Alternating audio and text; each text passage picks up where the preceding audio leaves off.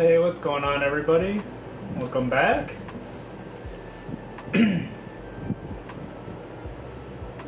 Yeah, did you see the the Sunday preview? Sheesh.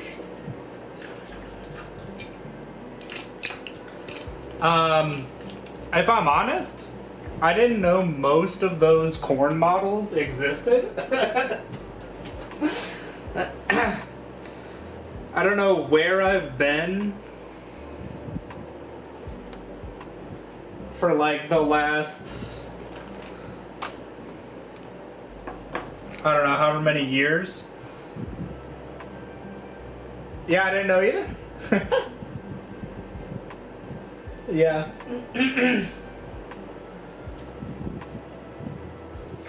But the corn models look kind of cool. I was like, I didn't know they had game like that. But I'm definitely looking forward to the KO models that are coming out. I'll definitely be grabbing a couple boxes of the new troops. I honestly might buy the Drekkie Flint box too. Just to snag some models. Heresy comes whether or not you're thinking about it. Yo. Facts. Alright, today in a bit of a weird spot because there's just one day left of the week that I'm streaming. And yesterday I finished the model that I was painting. So actually I'll bring it over. The base didn't turn out quite the way I wanted, so I'm going to try and figure out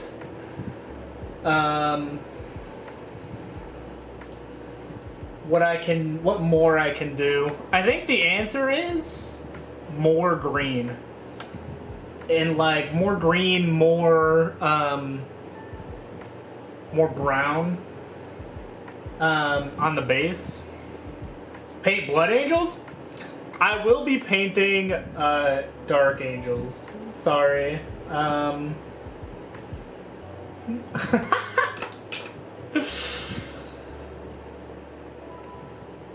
I'll look to put some more Blood Angels on the docket though.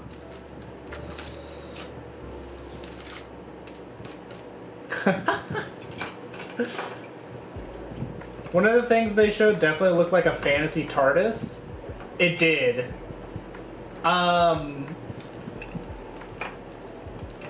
It looks a little silly, actually, but that's okay. I'll buy it too, just because it's fun. I did. I forgot. The other guy forgot, but it all turned out okay.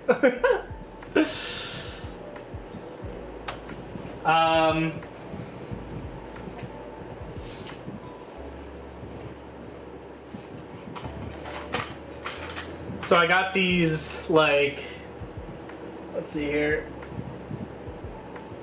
You got, it's like a nice bald dwarf head with a fun braided beard. I gotta find out a good way to get the head on. I think the head will fit pretty well.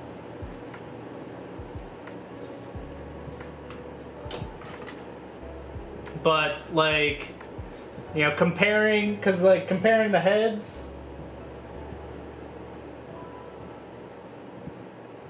pretty much the same. I might have to add a little bit of like green stuff to the bottom, so that it like fits to like add a neck essentially. But should be fairly fill it out a bit. Should be fairly easy to get that going, which is great. I can still paint red over it. It'll be fine. See, the thing is, I'm not looking to start a Blood Angels army, so for regular intercessors, I'm gonna stick with Dark Angels.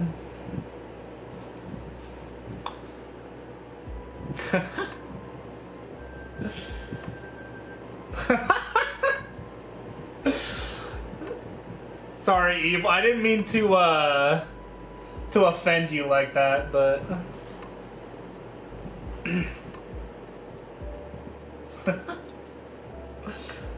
I am though looking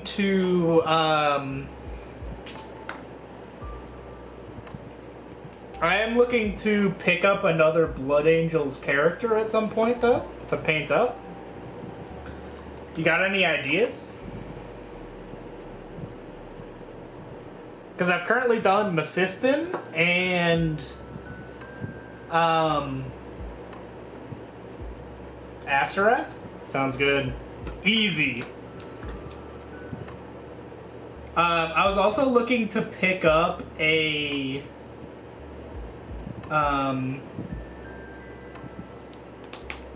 like a Thousand Sun Sorcerer. Do you know they only sell them in box sets? Like the only sorcerer I could find was in like the Combat Patrol. I was like, bro, can I just buy like a sorcerer on a disc? They were like, nah.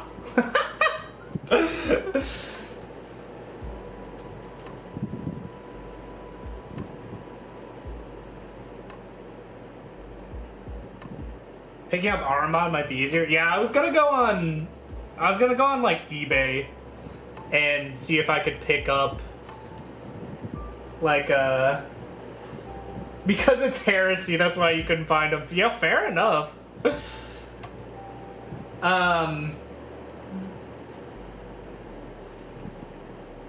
Yeah, I was gonna go on eBay and see if someone was just like selling a random sorcerer. I've been bored of it, and I thought to myself, how come nobody uses Black Templar or iconography on other chapters?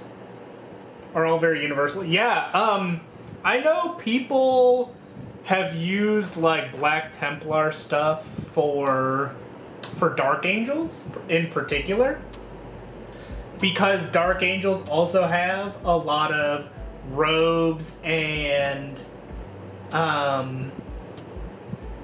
chains and stuff, and vice versa. Like people use the, you know, like the Dark Angels Deathwing Terminator kit for like Black Templars and such.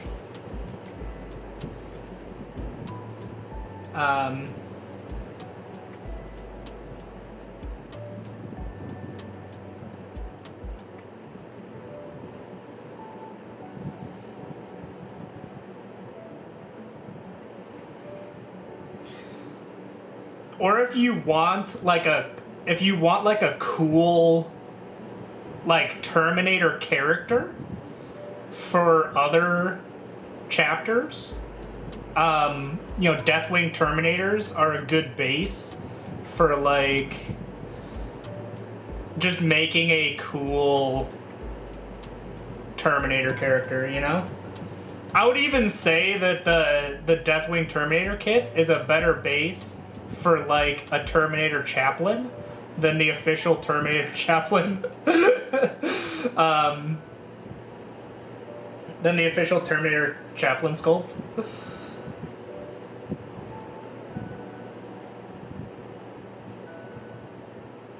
If I did some 30k Blood Angels characters, you know, that would be cool too. I could look into getting some 30k Blood Angels characters. The Sanguinius model? weren't we just talking about how bad the pose was?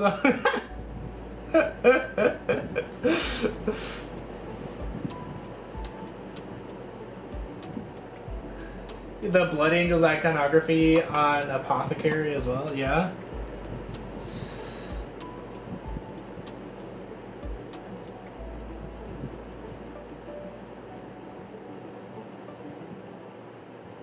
Black is the best color for Blood Angels Death Company. Oh, what black?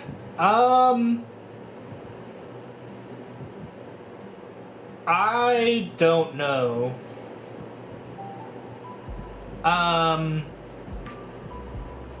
When I painted the Lamarties, I did the black power armor recipe. Which was like just any black, so like Abaddon black, and then you know, you do edge highlights with like Incubi Darkness and Thunderhawk Blue, that kind of thing.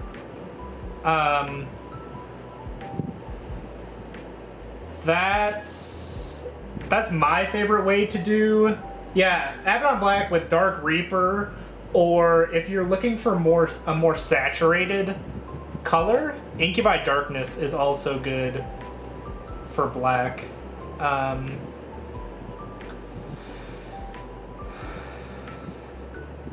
For contrast paint, I like Black Templar, because again, Black Templar has a little bit of that blue color in it. That's nice, that I think looks nice on power, like a black power armor.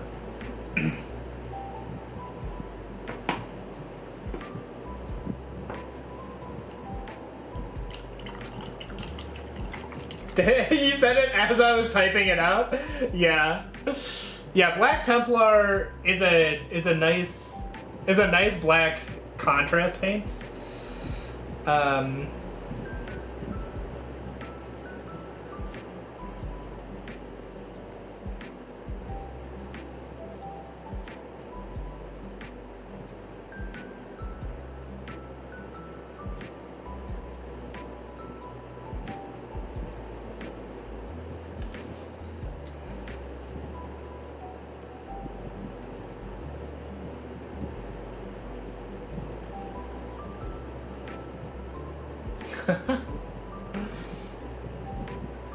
But yeah, the only thing is, Black Templar is a contrast paint, so it won't act the same as your regular base and layer paints. You'd have to take a bit of a different approach to painting up your models with Black Templar.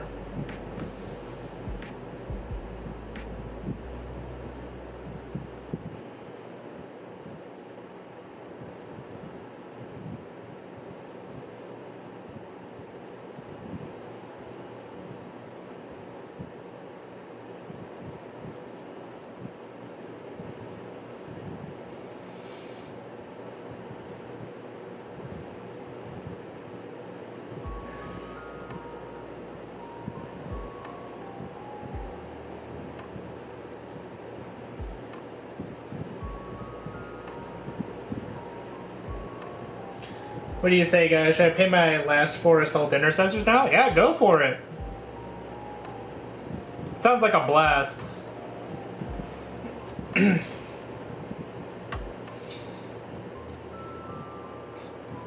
Yeah, Black Legion is also a nice contrast paint. Funnily enough, I actually choose... I choose to use Black Templar because I like the color variation. But yeah, if you just want black, Black Legion is a great way to go. Another contrast paint.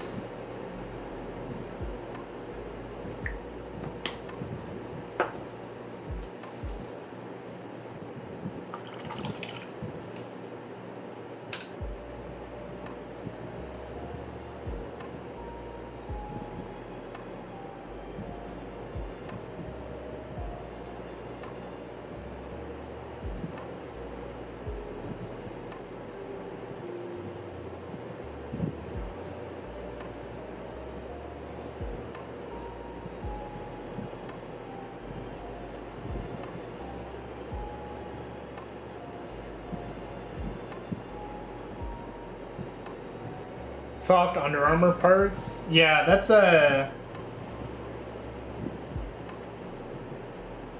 That's a good use for it.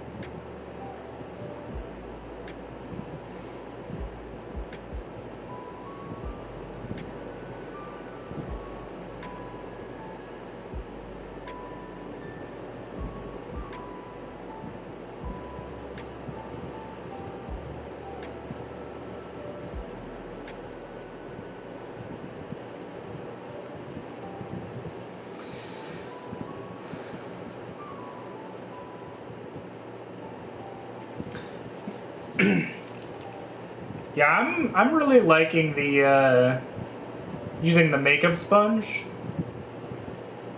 especially over like a black base coat, because it tends not to go in the recesses and places that you can't reach with the makeup sponge should probably be black anyways.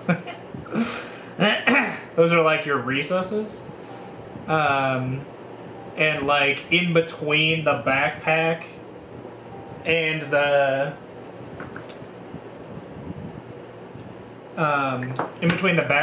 body.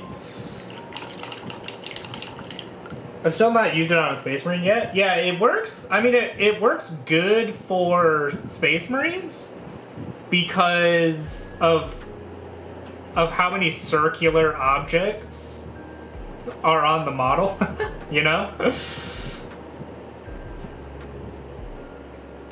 So like the shape of the marks that you're making match the shape of what you're painting, which tends to be what you want.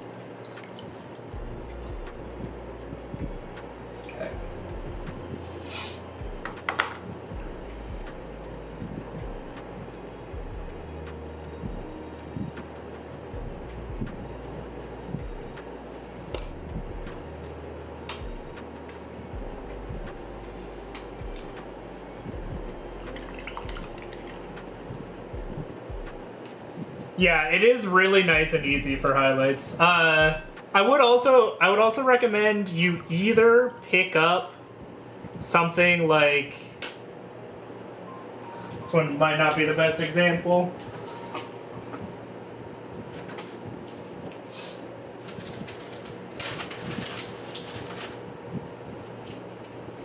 pick up either one that looks like this.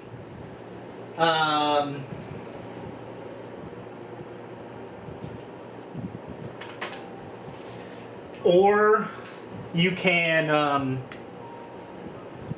cut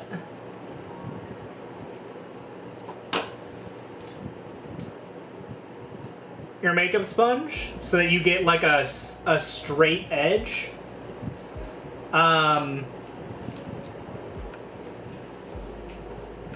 Because then, yeah, or even here, right? Like you have a straight edge.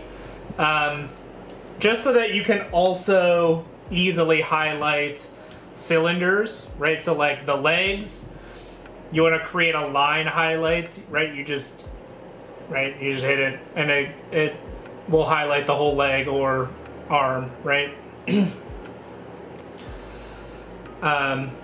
Whereas for highlighting shoulder pads and stuff, the circular shape right on the head, the knee pads, you know.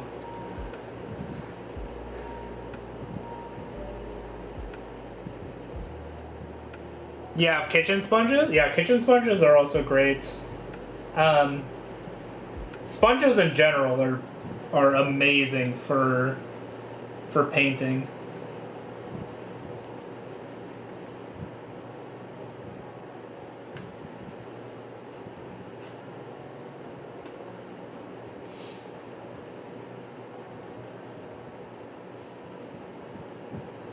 Okay.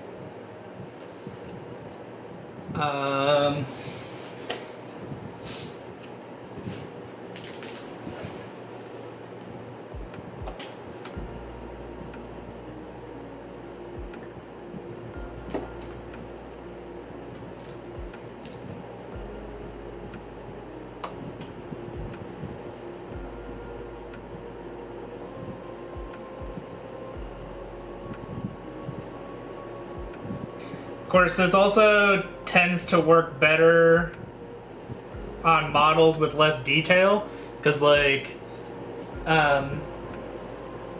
you can see like the relic on his waist tends to block the makeup sponge from hitting the area around it, which can be sad, but that's okay because you can kind of just come in and with a brush. I also didn't do a great job priming these models. I'm gonna have to come in with a little black at some areas.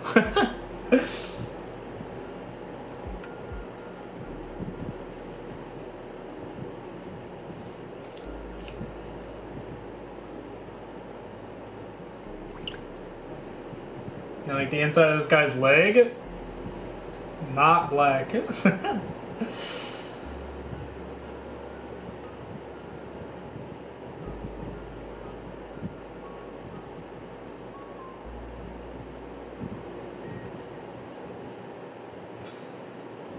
Although it's also good practice to come in with black after you've primed, just to make sure that you got everything.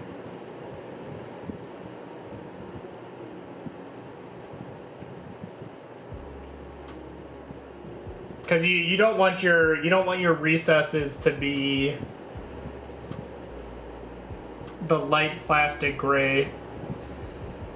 That does not look good. I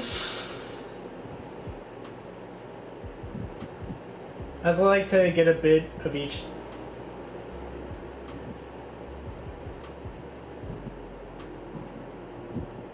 So it mixes in the sponge and comes out better on the model. Yeah, some nice variation.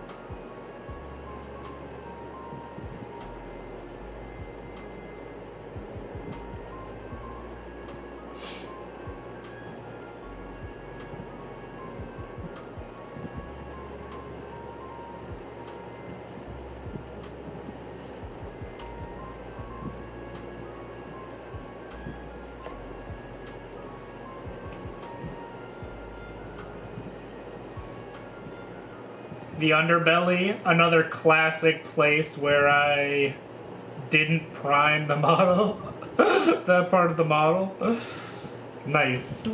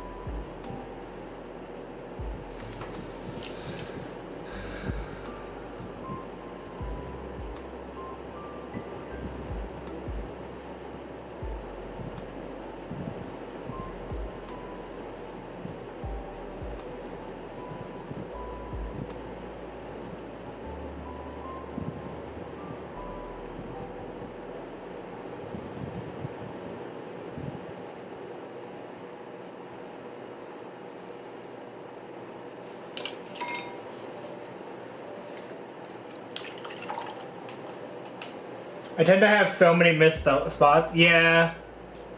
I mean, it happens. That's usually why they're, it's, like I said, it's good practice to just come in with a thin coat of black. Especially if you plan on having black in your recesses. Like, just come in with some black and do a coat of black over your primer. And just make sure that any spots you missed get covered and don't come to bite you later, right?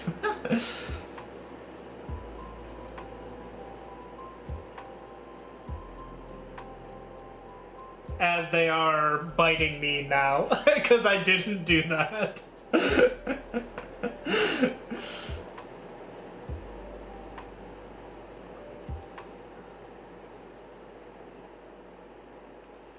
All right, I think I'm okay.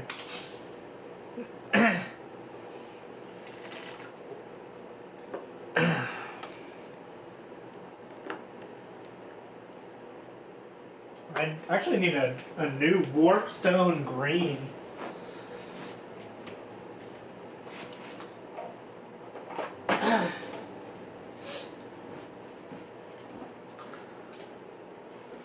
Luckily, I bought an extra because... Look at it! Which one's the new one, I wonder? I can't say I really leave black anywhere on the model. If it's a recess, it's just a darker version. Yeah. I've started leaving black. Because it really... Like, just having that contrast on the model looks really nice. I like it personally.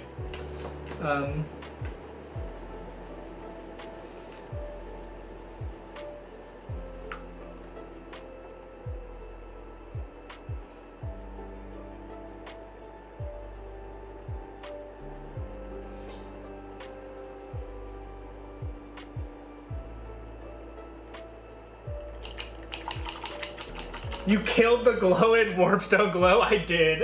I absolutely obliterated the outside of that bottle. Oops.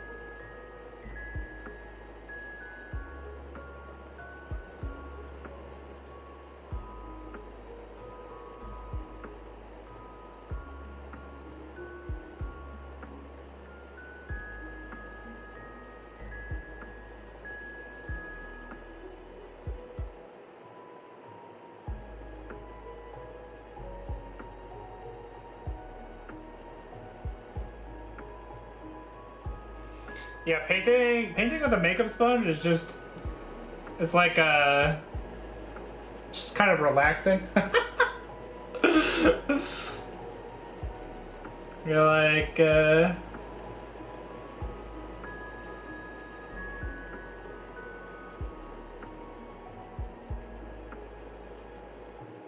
it goes pretty quick.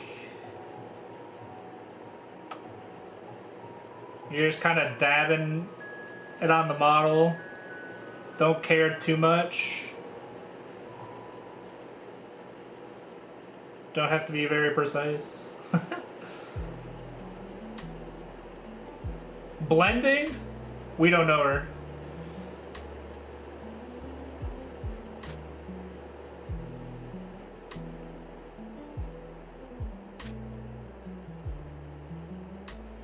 Of course, this will take a few layers because Warpstone Glow doesn't cover very well, but that's okay.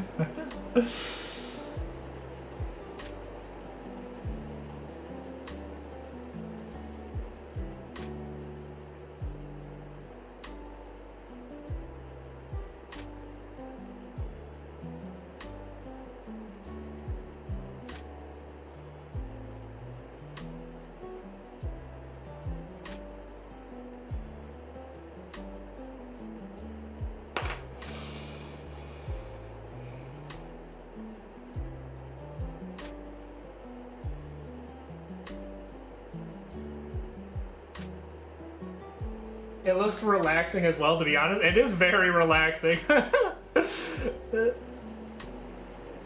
It's and like I said, it works particularly well for Space Marines because of the shape of the mod, like all the shapes on the model, and yeah, like how much of the model is the same color. Like when I'm done using the sponge, like 90% of the model will be done, right?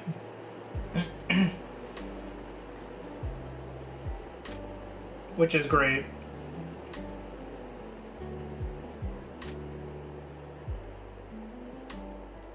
Would I do a Deathwing scheme with the sponge? That's a good question. I don't know about the Deathwing scheme. I'd have to think about it.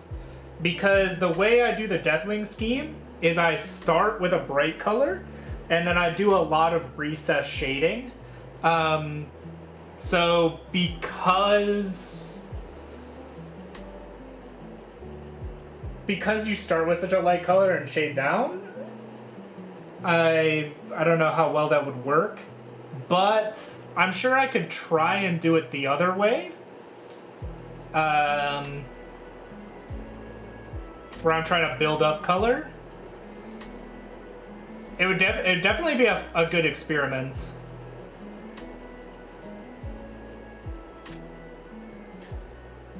Did you hear that the new Dawn of War board game? Really?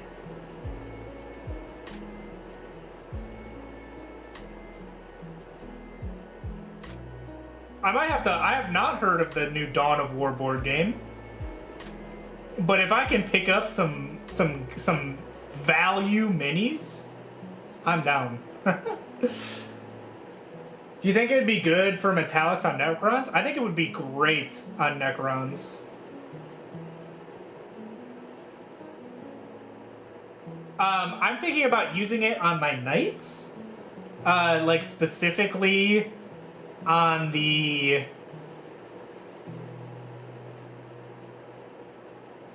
chassis, because it's like it's all metallic, right?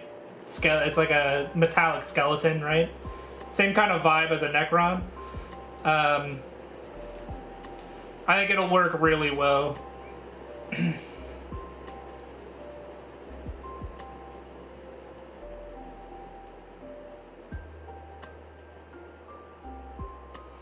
Again, just stuff where it's like 90% the same color and you have lots of round shapes. I think as long as it fits that criteria, like, the makeup sponge will be great. You'll put it in the Discord? Thank you, Evil. I don't know if it's only Germany, but I don't think so. I mean, I might just have to plan a trip to Germany then, I guess.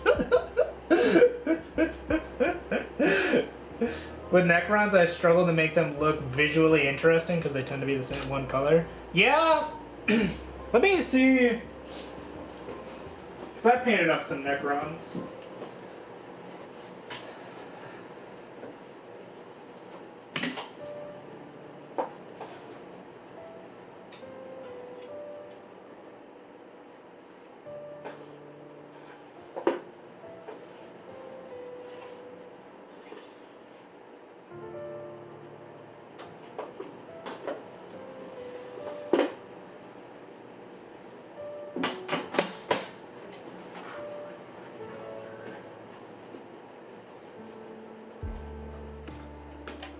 So, I don't know if I've shown you guys my Necrons.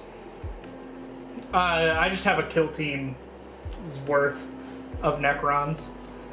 But,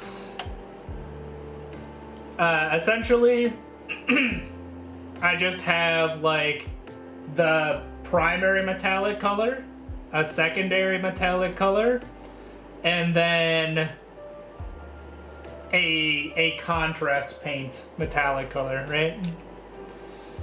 So most of the grunts are, you know, the primary metallic color with the contrast paint on like their shoulder pads and I don't know, the little chest piece there. And then you have the glow color, right?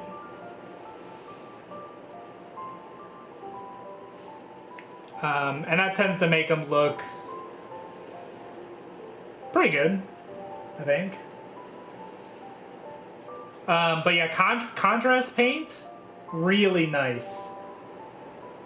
Yeah. Just over the metallic base, right? So like the whole thing painted silver metallic, and then of course like a copper or a gold metallic goes really well over silver metallic, easy. But yeah, you just slap a contrast paint. You might want to dilute the contrast paint a little bit. But yeah, you just slap it on over and it turns into an interestingly colored metallic. This is Eldari Emerald is the color that I used for this.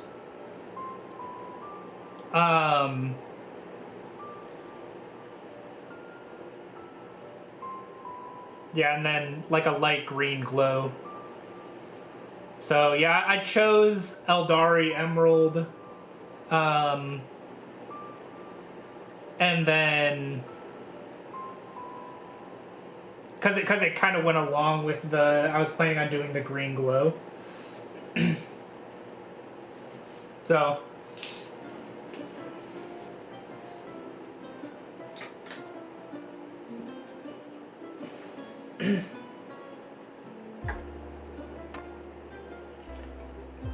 sounds awesome. Thank you. Thank you for doing that, Evil. I appreciate it.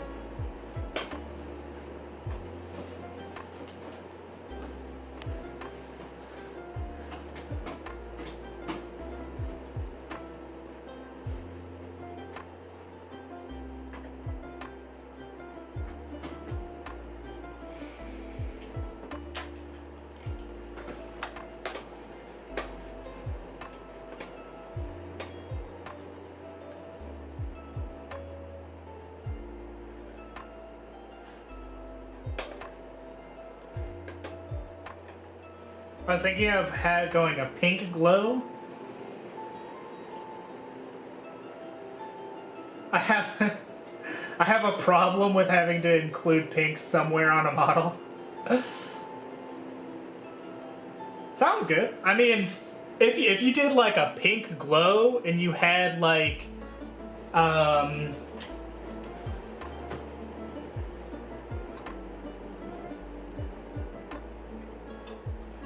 and you had maybe like a burgundy or a red metallic, like with one of these contrast paints for like the shoulder pads and stuff, I think that'd look really cool.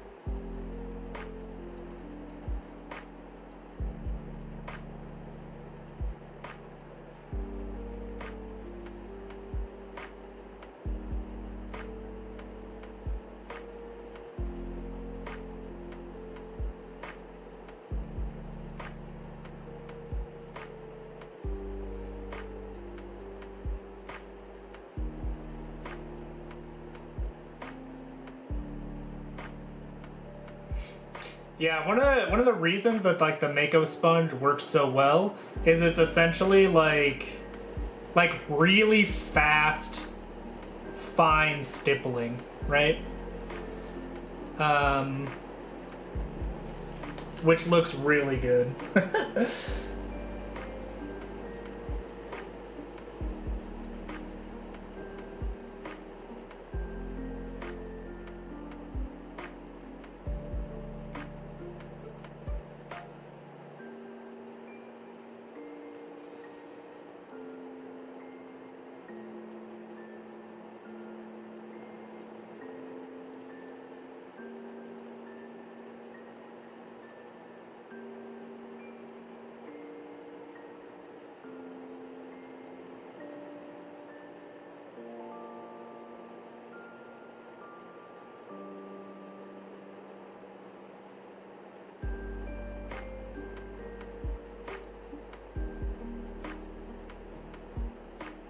And bonus, it doesn't ruin your brushes.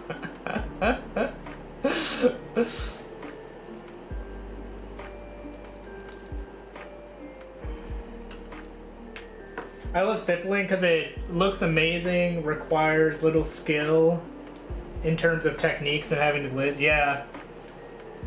Yeah, stippling is great because with stippling you have there's a it tends to look good. Like the how it looks based on time invested is always good value. And you can take it kind of as far as you want, right? Because like the way that like even the best painters get those really really smooth blends is through stippling and glazing, right? And so like kind of the quality of your highlights depends on like how fine the stippling is, how much you glaze on afterwards and stuff. But like again, it always looks good for the time invested.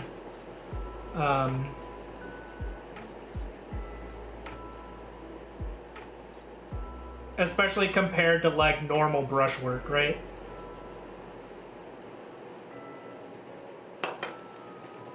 Like if you do the same colors, same paint consistency, and same time invested, but you do stippling instead of normal layering, like it'll just look better.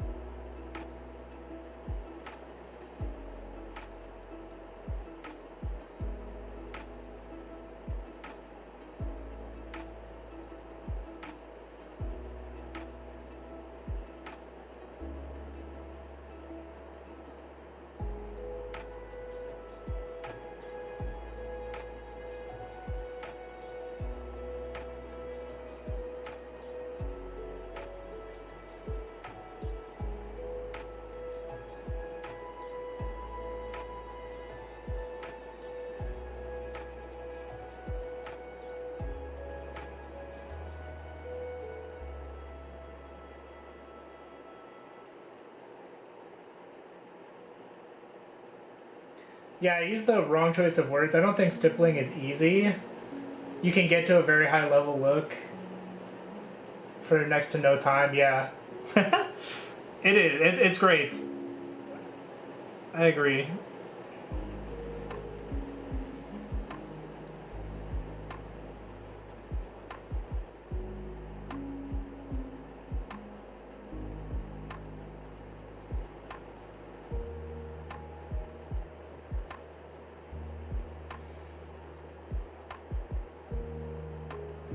Um, yeah, I mean it's a similar reason why so many people like airbrushing, right? Airbrushing's kind of is like the same way, where it's like not lower skill floor, lower time investment, and you get nice results. Contrast paints, same way.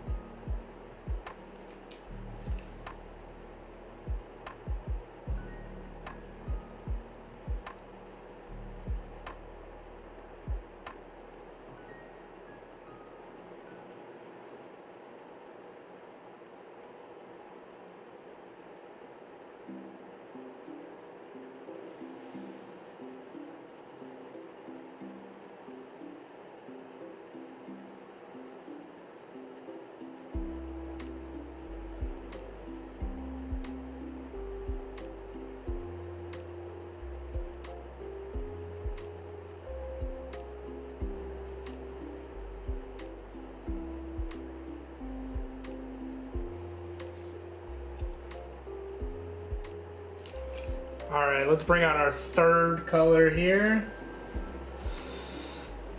Moot green.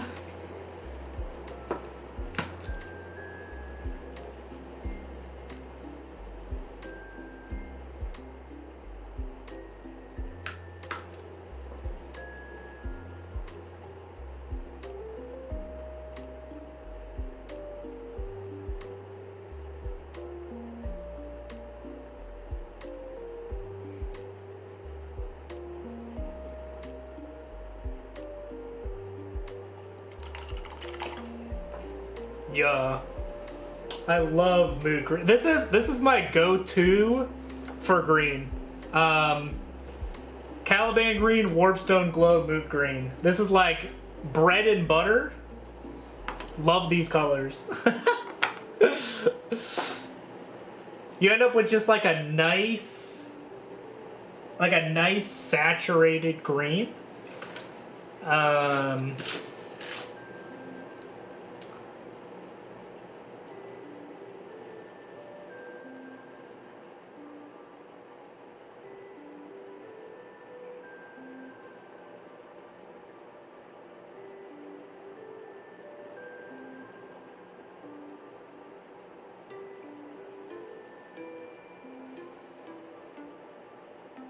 Of course, you have to be a little bit careful with this color,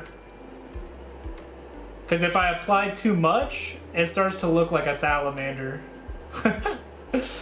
And we're not painting salamanders. We're painting dark angels here. So.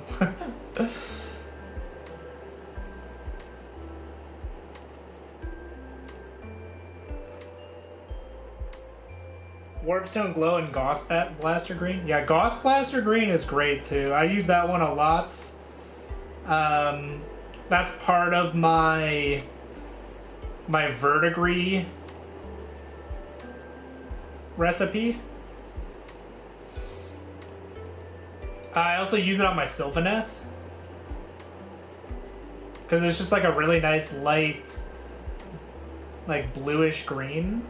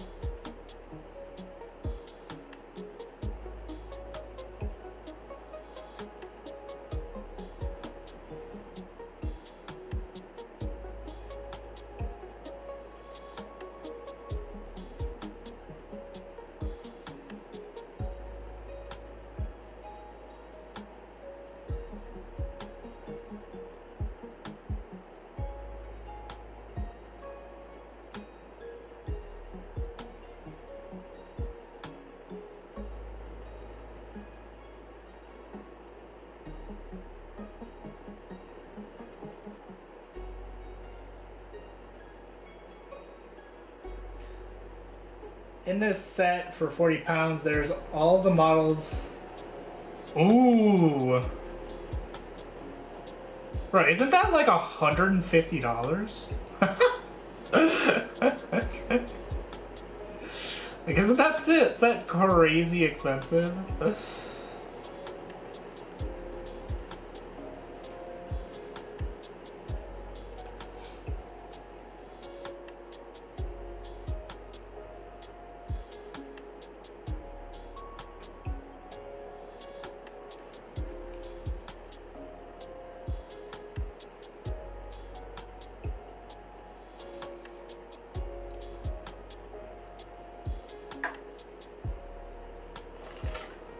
Because that's the set with like the Justiciar and the Ancient, right? Am I thinking of the right one?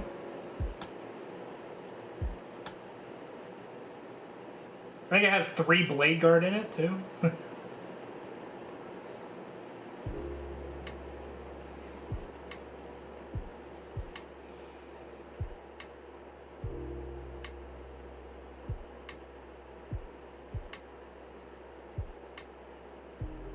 Yup.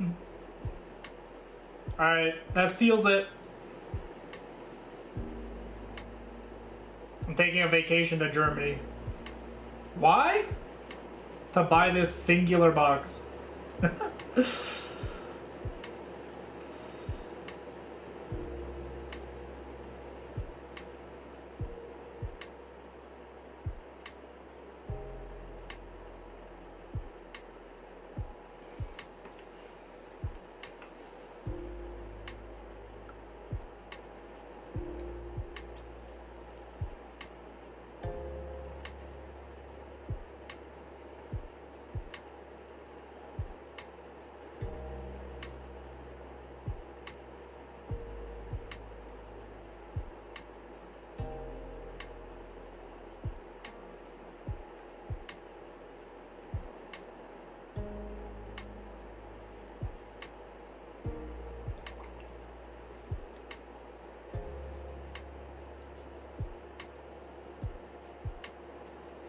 Oh, it's already sold out, bro.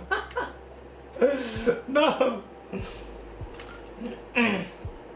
I mean, expected, right?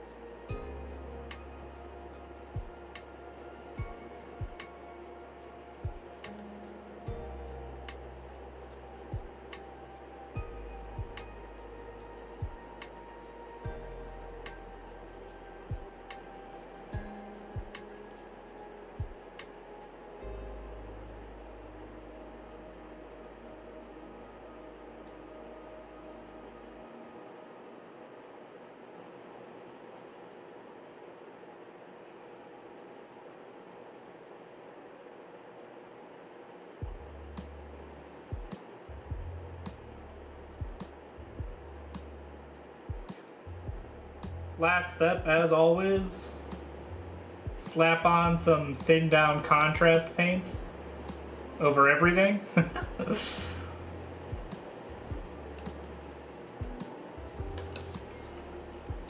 Sorry, I should probably say second to last step, because usually after this I go back and do the final stage of highlights one more time.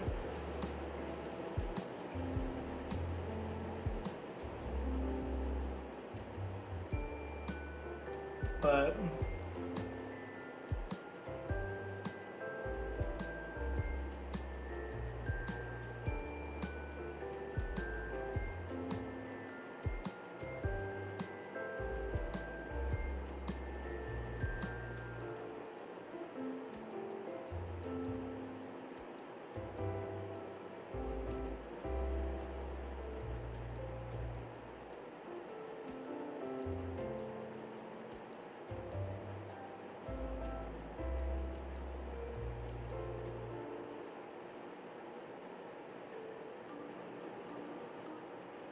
when there's enough time, yeah, maybe, huh?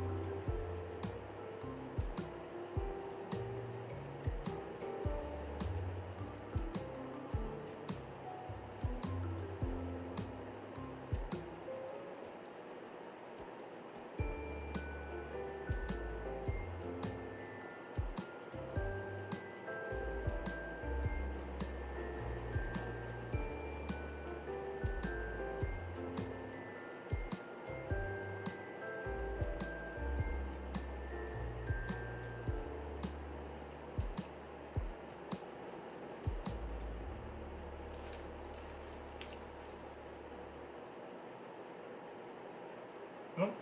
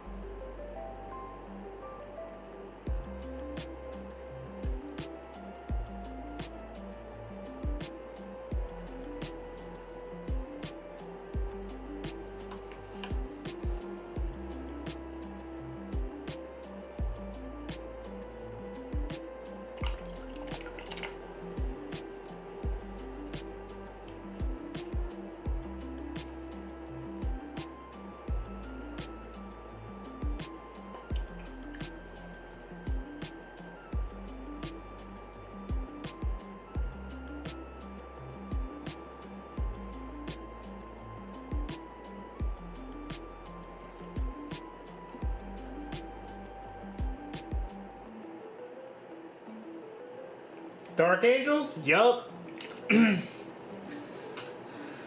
And basically just painting power armor with Mako sponge and some contrast paint for some nice quick results.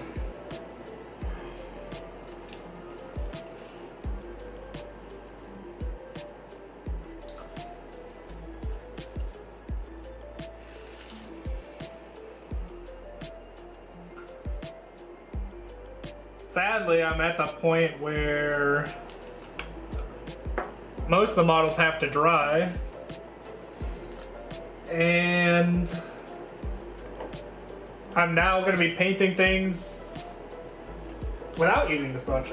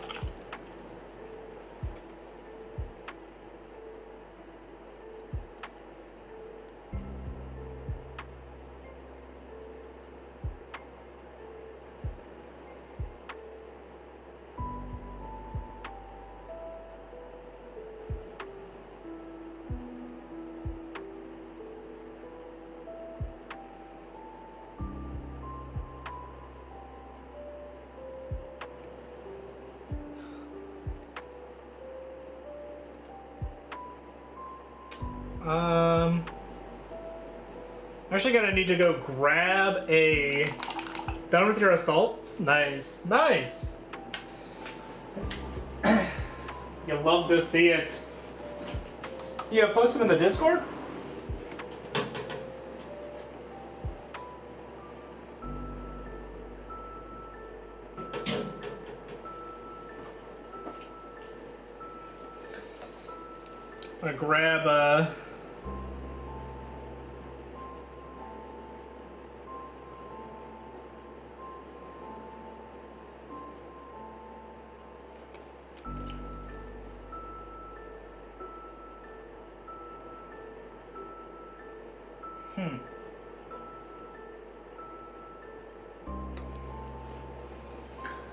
need to grab a reference because I couldn't remember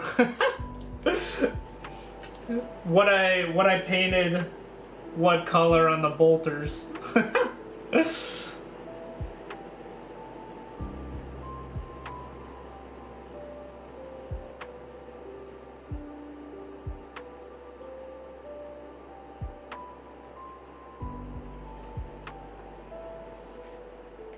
Yeah, for sure.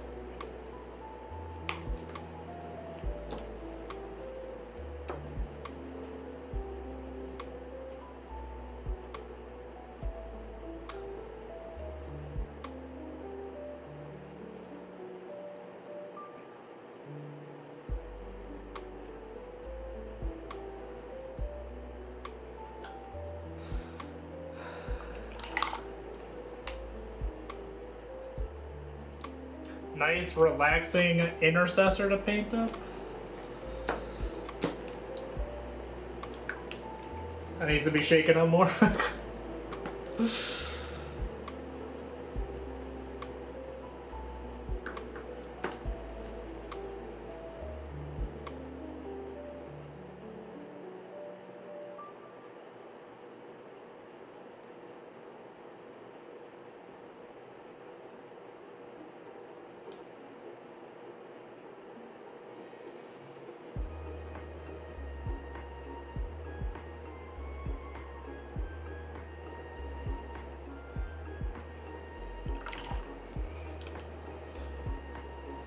I am gonna have to break out the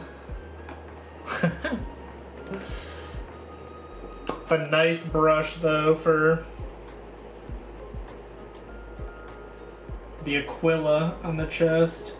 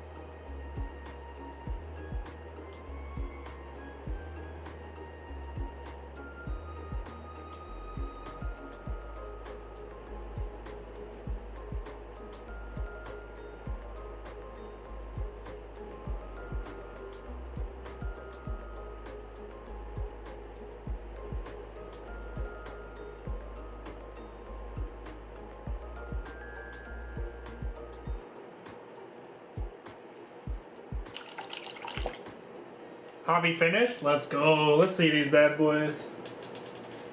Hydrate? Say less, Dark Mage. Sorry I didn't see it till now.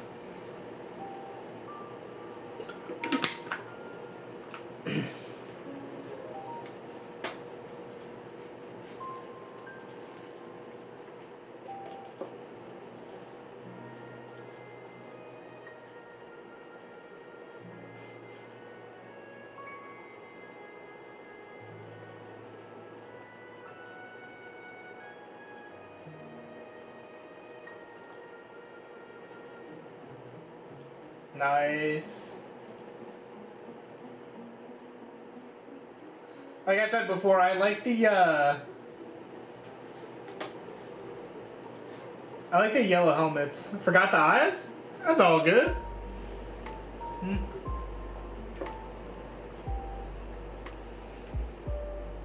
always paint those in later.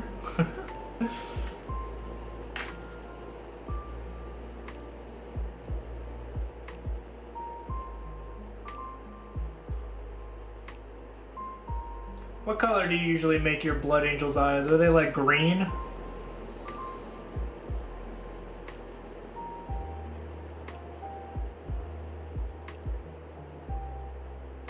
I think that's the standard box art eye color is green, if I remember correctly.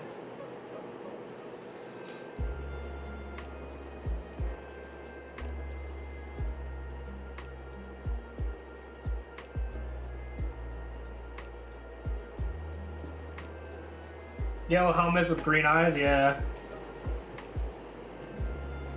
Yeah, green eyes looks nice. I also like the, I mean, it's they specifically pick complementary colors for the eyes, so the eye color always tends to look really nice.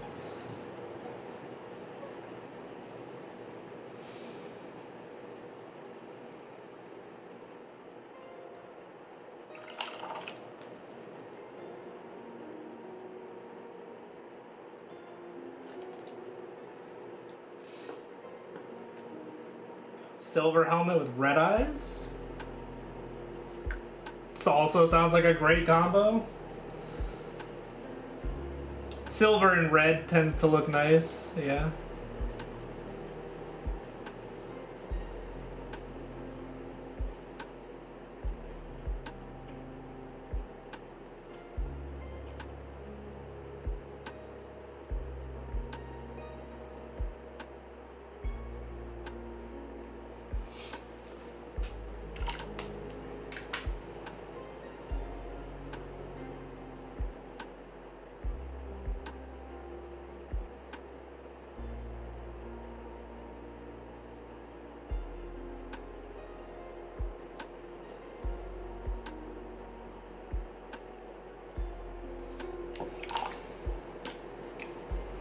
Let's see how my other Marines looking.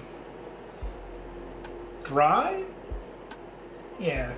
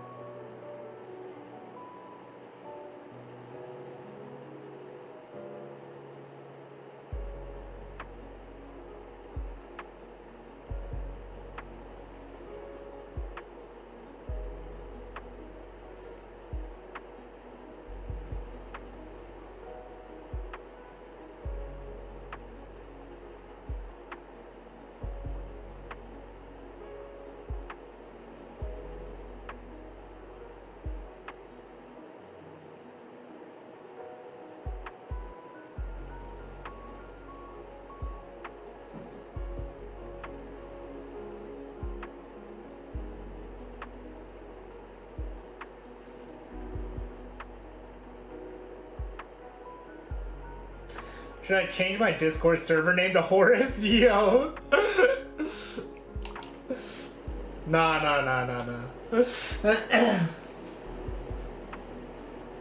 I was actually thinking about telling everyone to make their Discord server name match their Twitch name.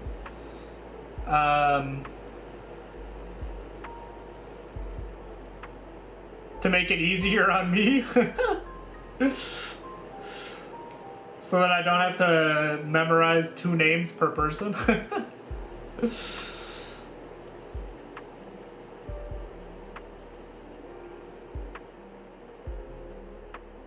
So ideally, if you could not change your... Yeah, in general, I can figure out who's who, right? But... it's just easier if the server name matches the Twitch name.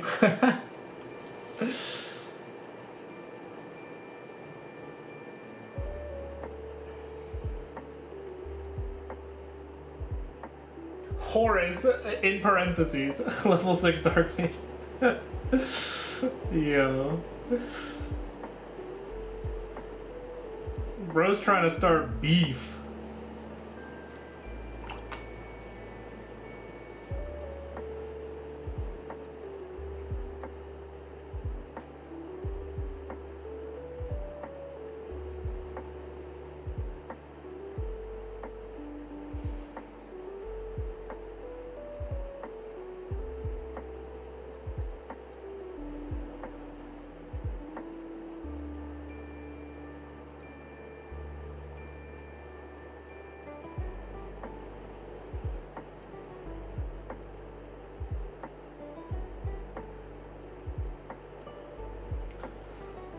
Damn, I ended up going too dark with the contrast paint on some of these guys.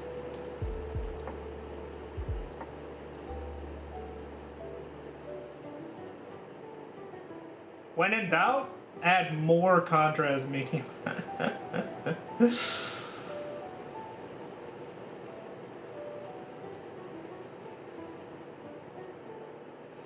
A lot of times I default to like 50-50 contrast medium to contrast paint, but some of them, like, and Dark Angels Green is one of those where you need a little bit more than 50%.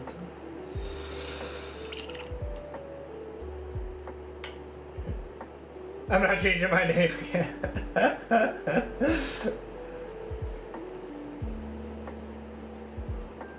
Yo.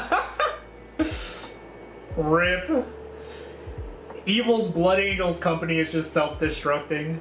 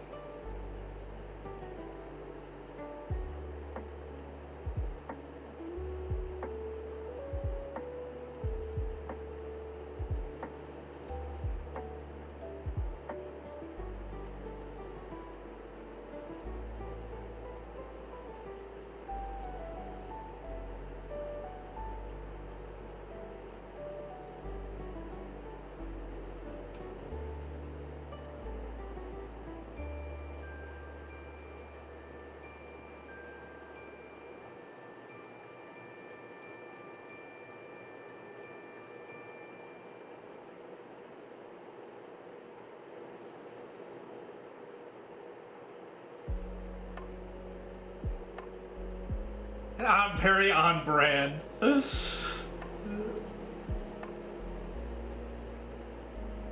Now there will be a lore discussion? I don't think they will be bringing all the Primarchs back.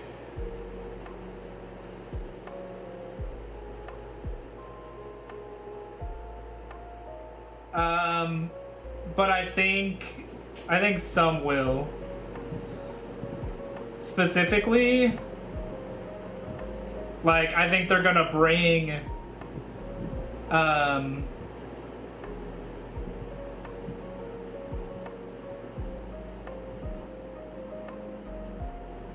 Vulcan back. Just because he's a perpetual.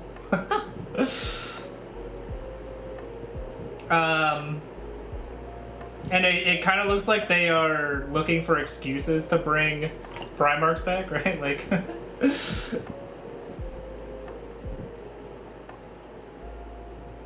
so Vulcan's probably the easiest, right, to bring back.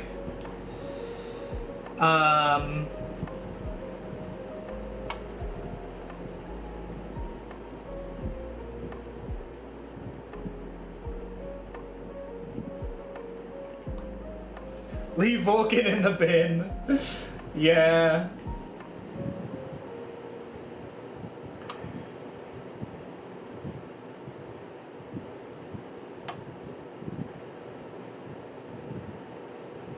I heard, excuse me, I heard people talking about they might bring Leman Russ back, but I'm not too familiar with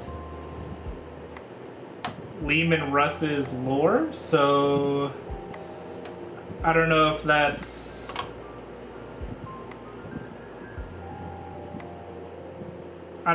like feasible or not, right? Like,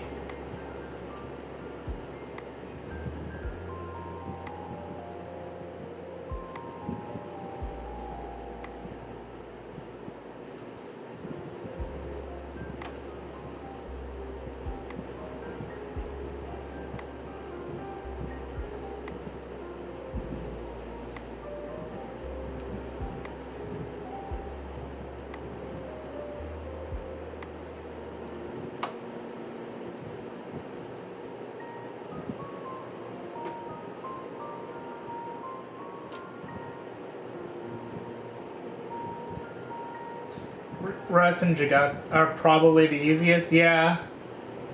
Vulcan, yeah. I think those three are probably the easiest for them to bring back. Sanguinius, no.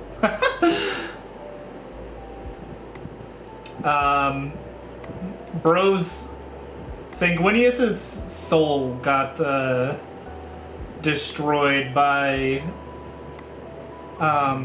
Ascended Horus. I don't think he's coming back.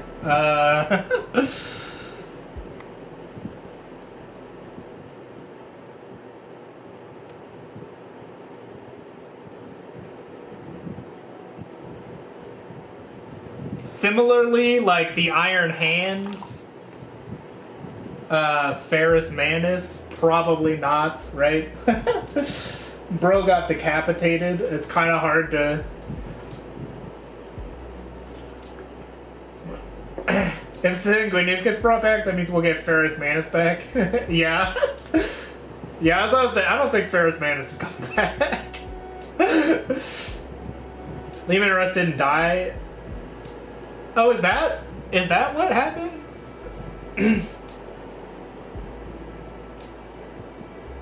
I just know that some people were saying they're probably gonna bring Leman Russ back.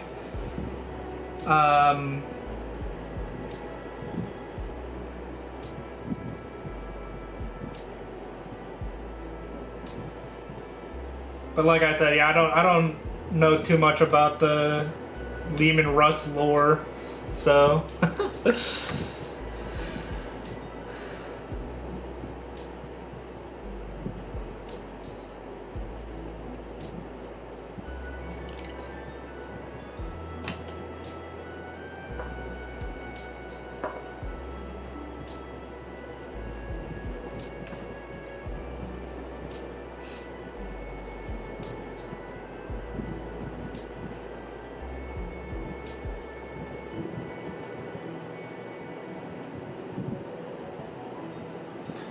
I also don't remember what happened to Dorn.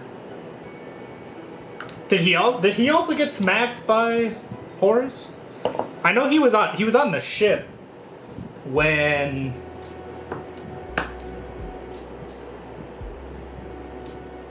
he was on the ship with the Emperor and Sanguinius.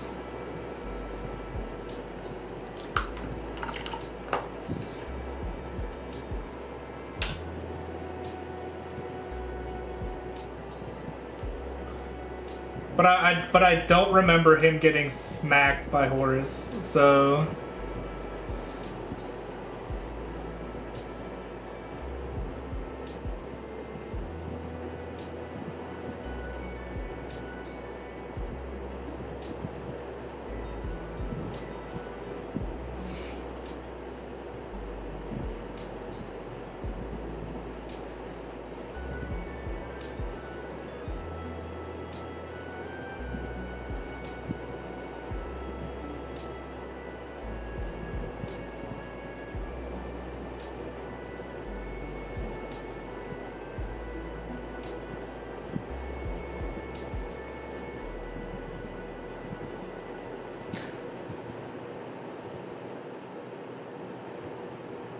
Actually, his soul is in parts. Some of them are on the Vengeful Spirit. Some of them are...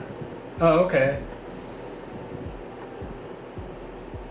Snuck himself onto a Drakaric pleasure boat. Yo! He got lost in a battle, and the fists only found his hand. Oh, okay.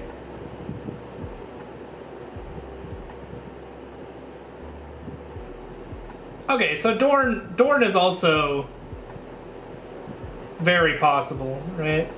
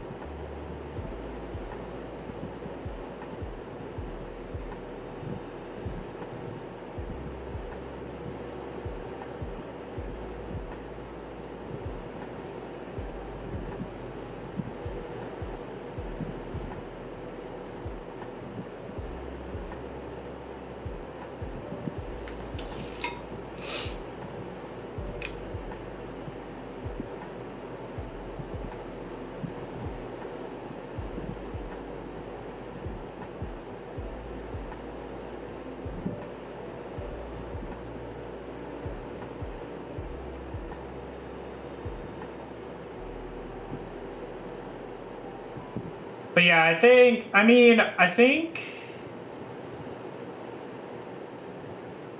because I think, if I remember correctly, yeah, Jagati Khan, so I think he was put into a coma by Mortarion. So yeah, I think the only two that are like definite no's are like Ferrus Manus and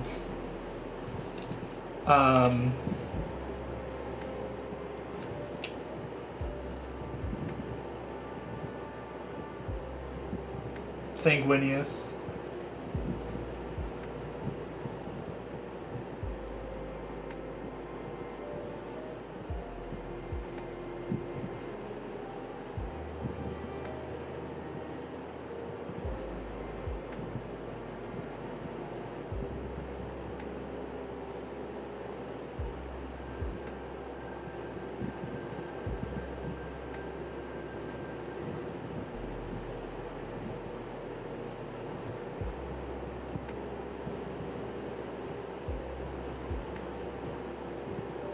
Oh, last seen riding his Harley into the webway to hunt down Dragari? Oh, okay. Well, he's coming back for sure then.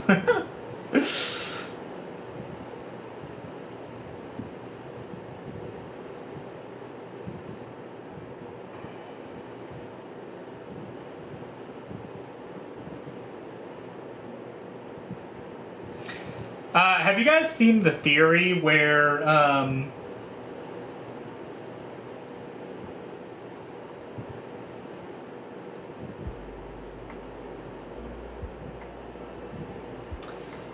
the Watchers, like the Dark Angels Watchers, are warp entities?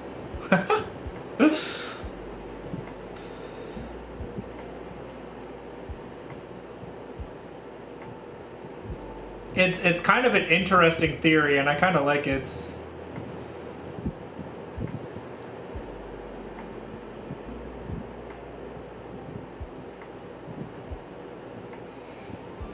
No, you haven't?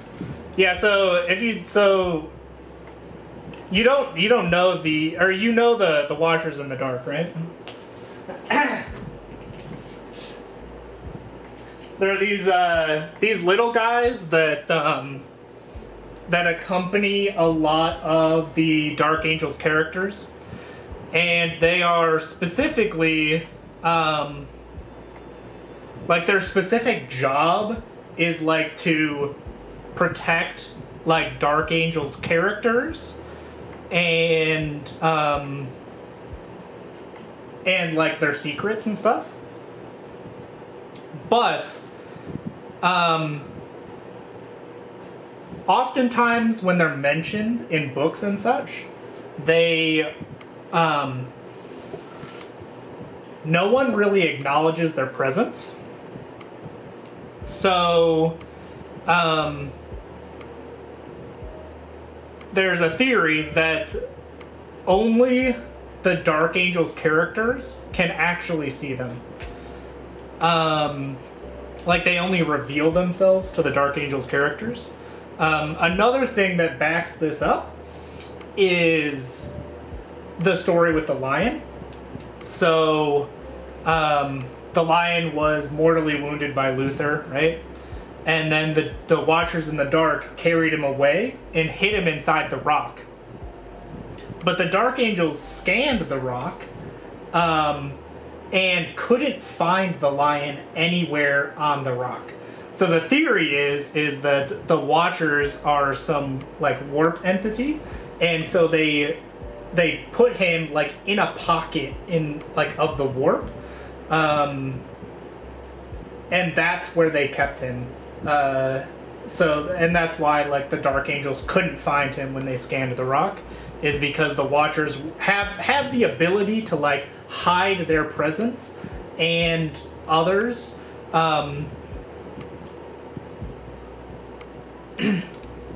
It's a pretty interesting theory. Another part that kind of supports this theory is Caliban itself. The planet started off infested by warp creatures because the planet was so close to the Eye of Terror to start with. There were a lot of like warp creatures and stuff and beasts that lived on the planet that were essentially eradicated by the lion. But the theory goes that, you know, maybe they didn't eradicate every warp entity on the planet, right? Like the Watchers were there, but they were, you know, helpful to the Knights of Caliban, so they didn't kill them all, right?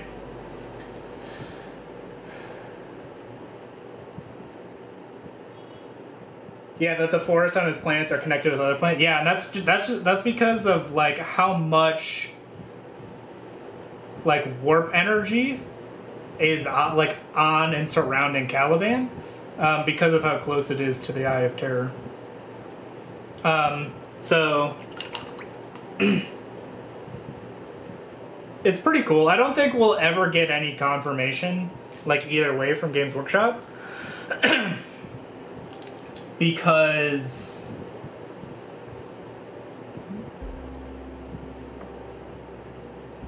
like their whole thing is that they want the Watchers in the Dark to be like mysterious, right? But It's a very cool theory. And, like, I'm kind of here for it. How close it was to the Eye of Terror. You're right. Thank you for the correction, Dark Mage. How close it was to the Eye of Terror. It is no longer close to the Eye of Terror. No longer close to anything, really.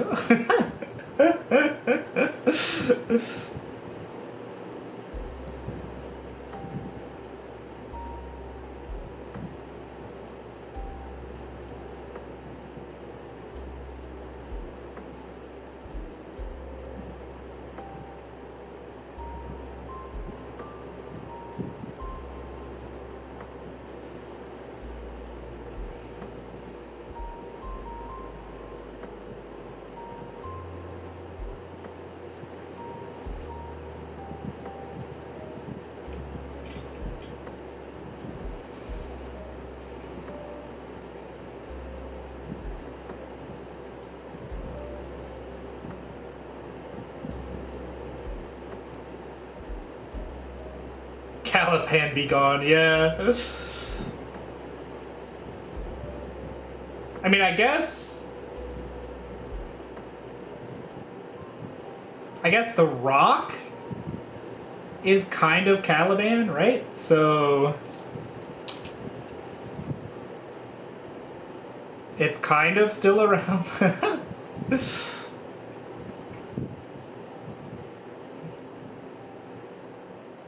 But, like, not really.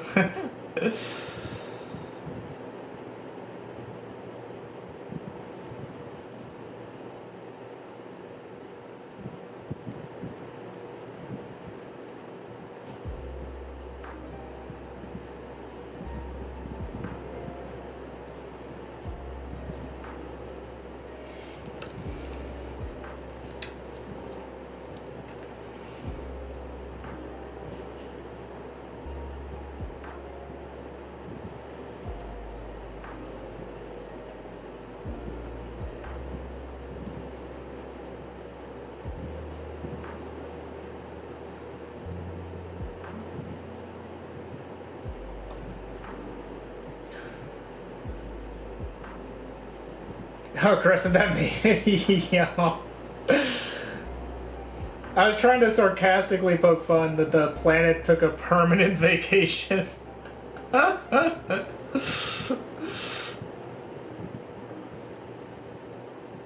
favorite theories is that Sanguinius had to... Mephisto and Astaroth represent the Angels of Darkness, and Sanguinor represents the Angels of Light. Interesting.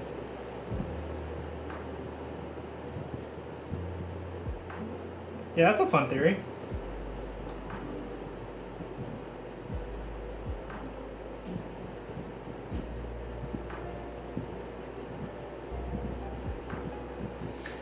Saying space debris is Cadia. Yeah.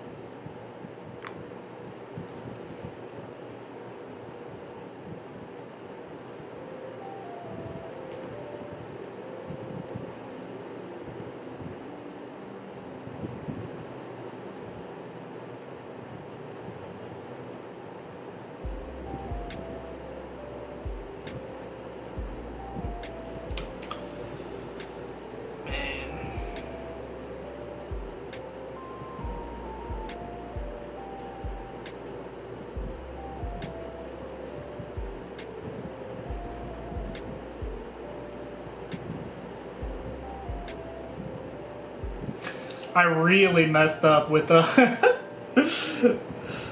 the contrast paint. All good.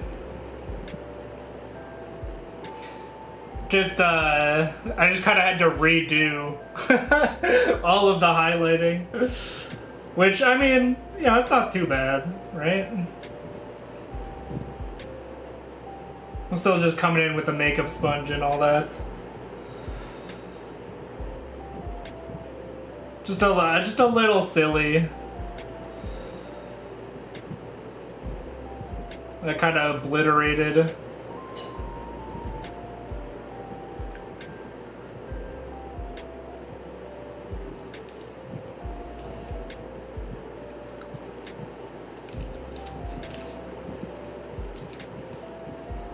All of my progress.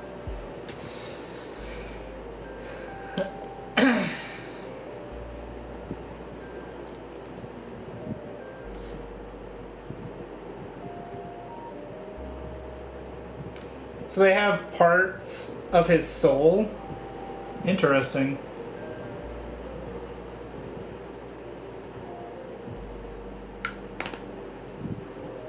Mephiston is the only one who got over the Black Rage.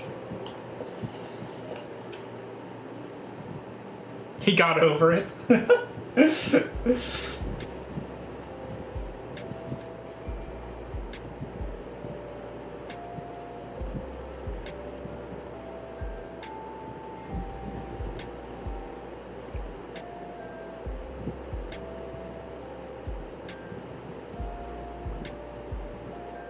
Kind of like saying like, oh, he was sad, but he got over it. It's all good.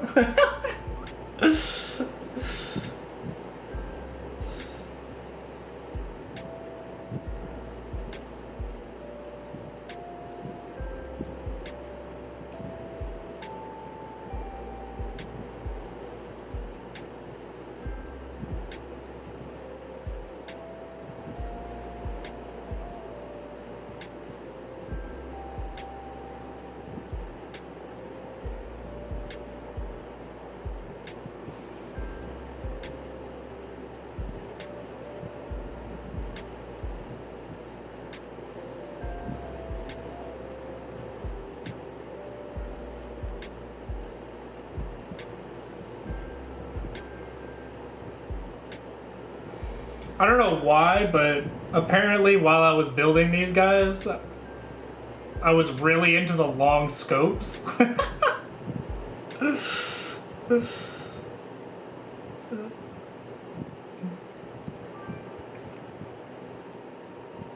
Like, interesting. My past self made an interesting choice while building these.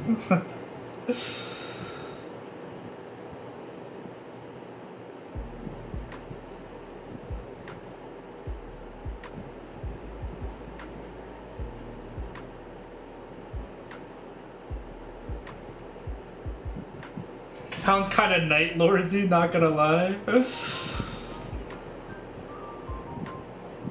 Uh-oh.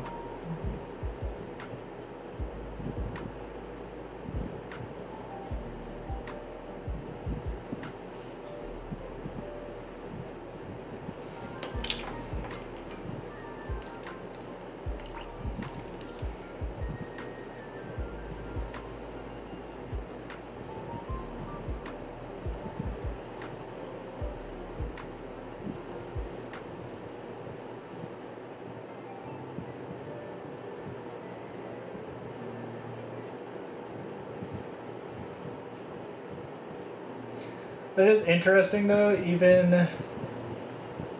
have Auspex. Why do they need a scope? Yeah. Why do they need a scope? Huh? Maybe Primaris Marines, they made a whoopsie. And they have bad eyesight.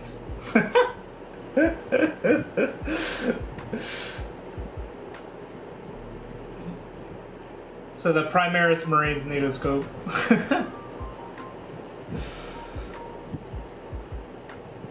In every other way they're better, but eyesight?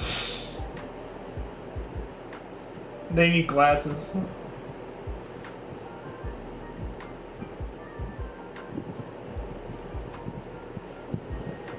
Or just scopes on their guns.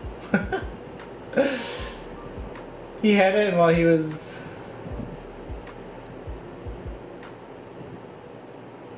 Yeah.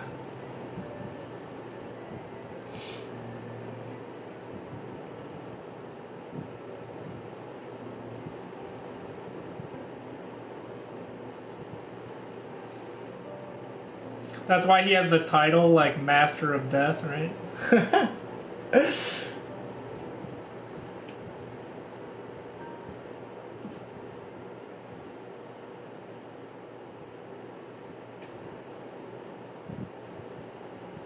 Non-heretic. Yeah.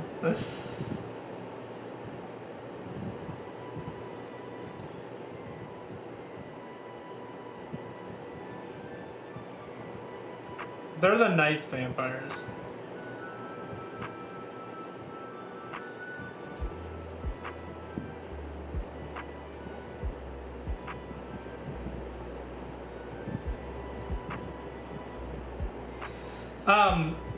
Yeah, one thing that I learned that I didn't know was that it was like the Chaos Gods that gave all the Primarchs their flaws.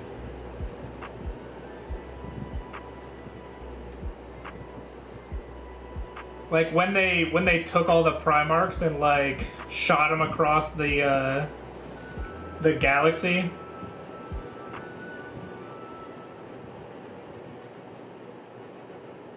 And they like put flaws in them.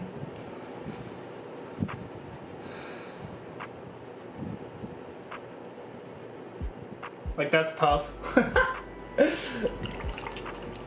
Yeah, but they can't. Yeah, gave them all their power as well. Yeah, exactly.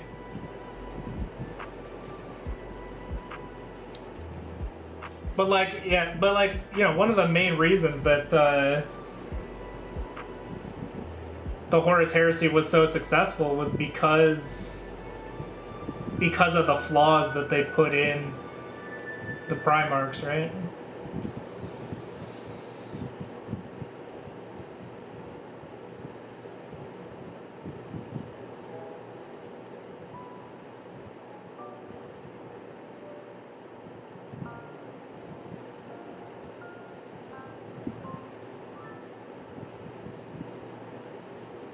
So I guess their plan worked, huh? I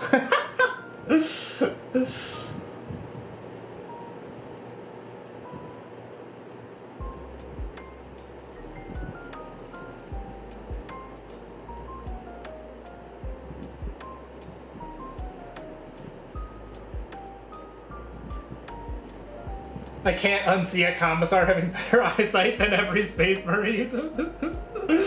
Hey, I'm not saying it's canon, but I'm saying it would be funny.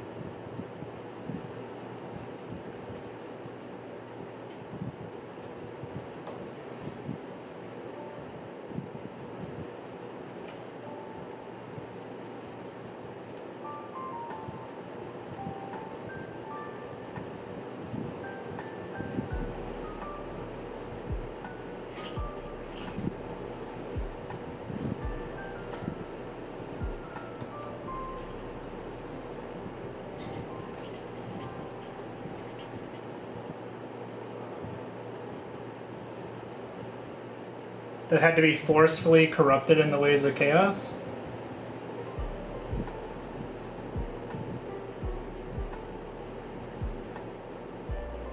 Yeah?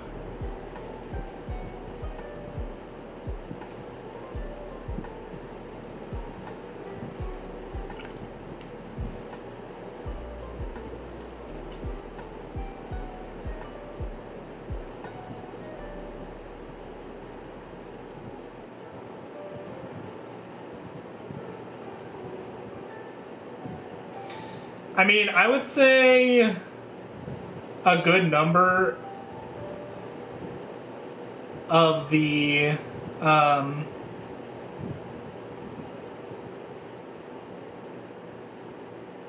I'd say a good number of the Primarchs were kind of forced,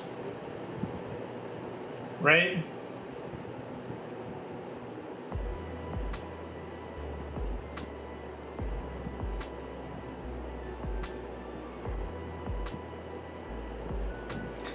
Like, for example, Magnus. Magnus didn't have a whole lot of choice, right? Like, Leman Russ kind of came in and murdered everyone on his home planet, and his choice was have your whole legion die or be chaos, right?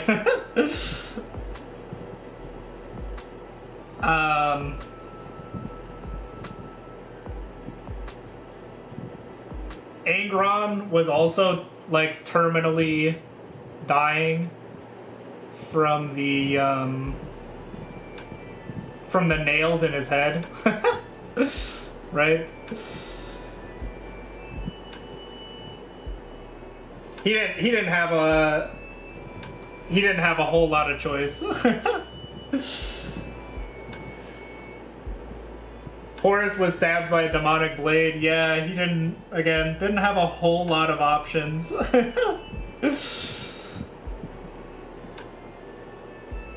Lorgar, on the other hand, he had a choice. And in fact chose chaos.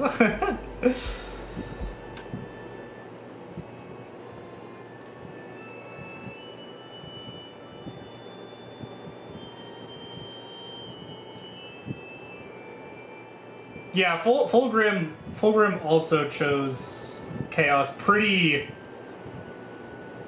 definitively. I think. You have zero sympathy for Angron?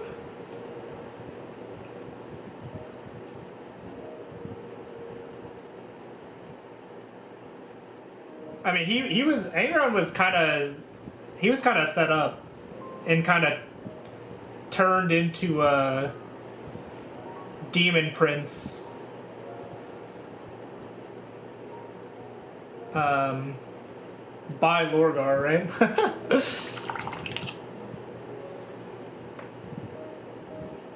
Not saying that he wouldn't have chosen that anyway, because he was a little crazy, but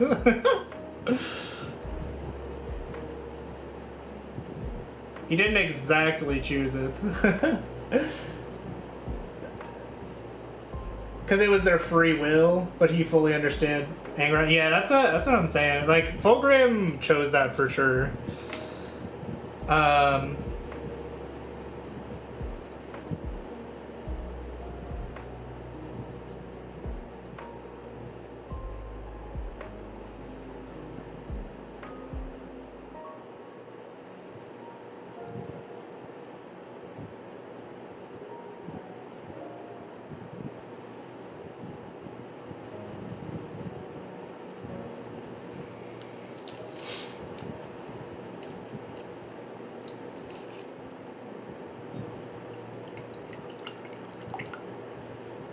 He was just a big baby that got sad a lot. Yeah, and and again, that's also like not really his fault, right? Like, he did get a lot of rusty nails stuck in his head, right? Like, had some severe brain damage.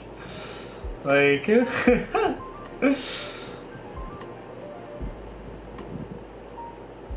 bit tough. He didn't have the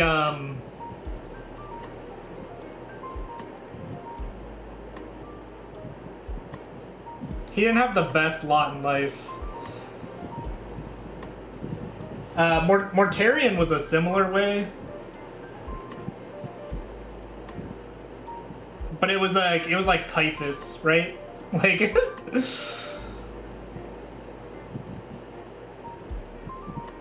by the time Mortarion was actually like presented with the choice, he didn't really have a whole lot of options, right?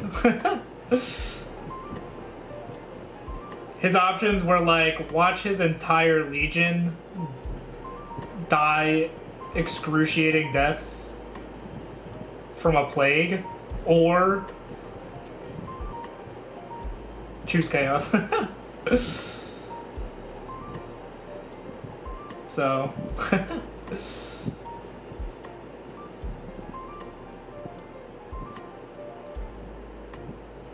sponsored by Typhus.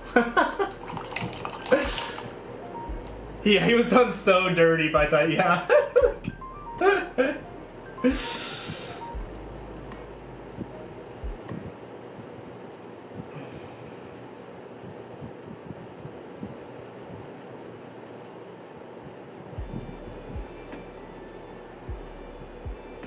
So yeah, that's why I'm like, a lot of them were pretty forced into chaos.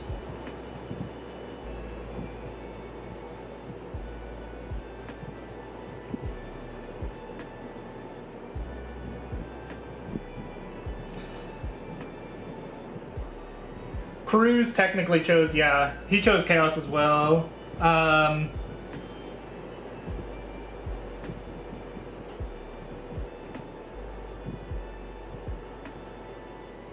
What's the other one?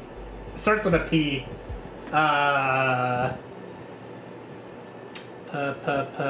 Perturbo. But Perturbo? He kind of chose it as well.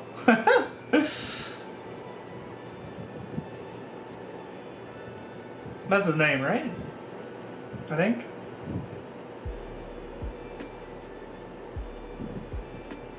Perturabo, there we go.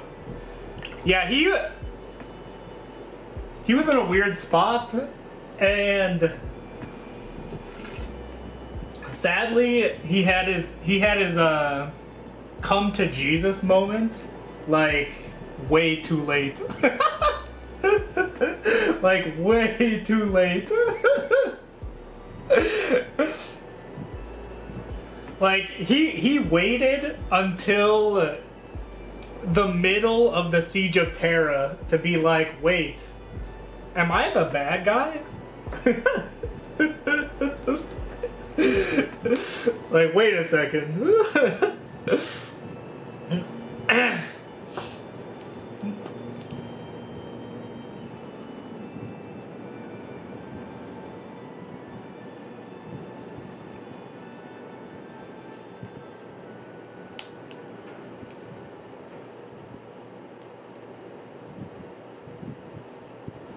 Yeah. And like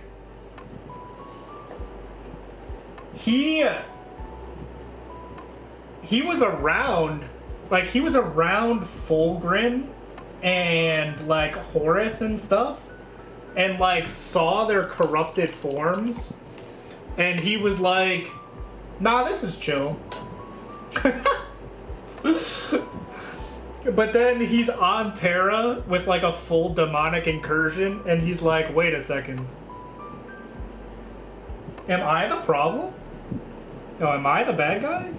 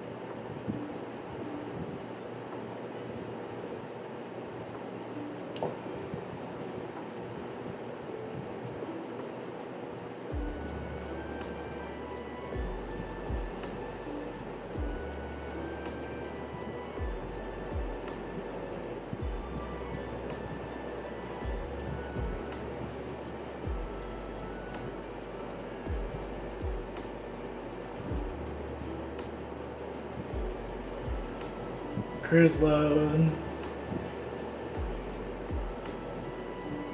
I've ever read, yeah. Wait, I'm not even meaning when I say he was probably one of the strongest. Hold up. What are we talking about? Are we still talking about Conrad Cruz?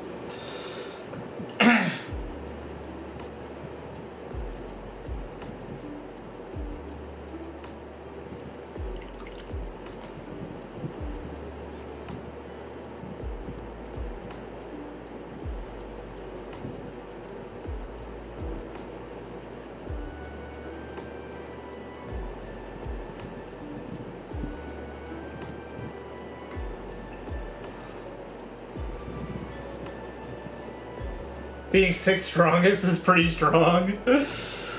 Yeah?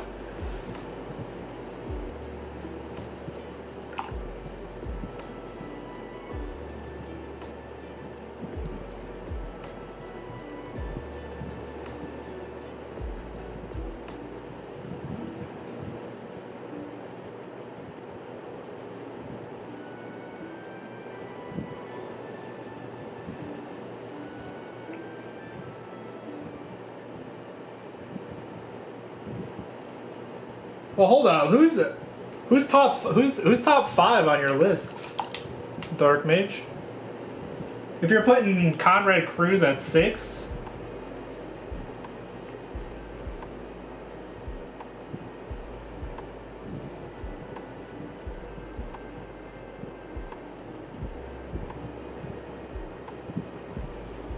Like I don't know where I would put him, but 6 seems pretty high actually.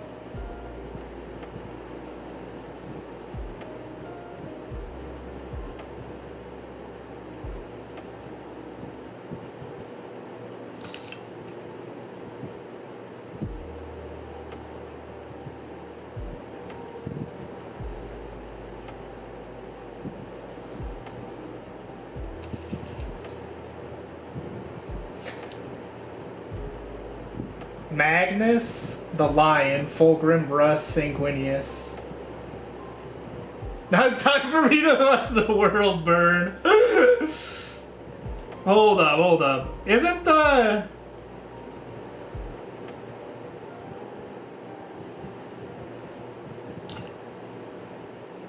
Magnus at the top, huh?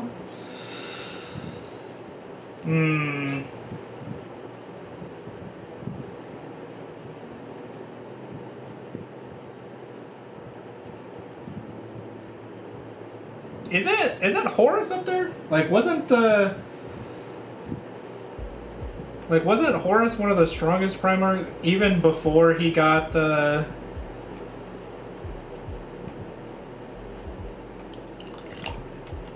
The demon.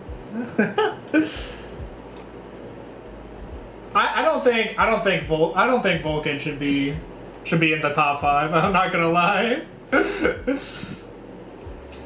Every fight that Vulcan's in is like he dies a lot and then eventually wins because he has infinite lives. Like, you know?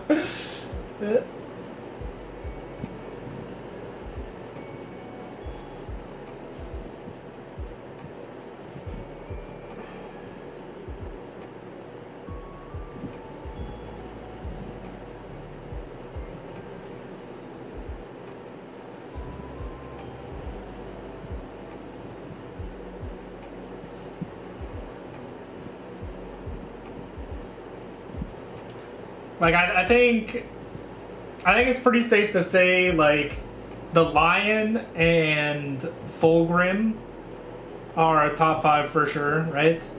I think Russ is up there pretty safely.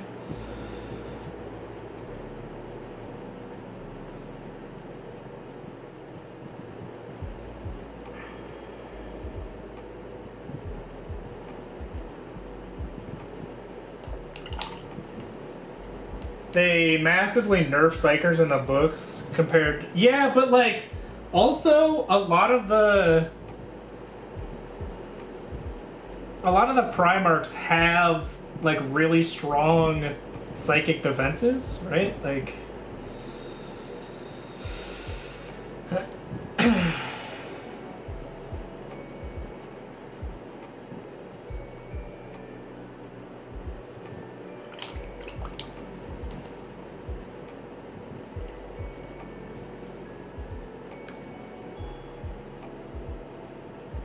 Yeah, I think Ferrus Manus, like, I wouldn't be surprised if he was top 5. Considering, like, if you just look at his duel with Fulgrim, right? But I don't think there's enough. I really don't think there's enough to say whether or not he's actually top 5. Sanguinius? Good candidate for top 5, for sure.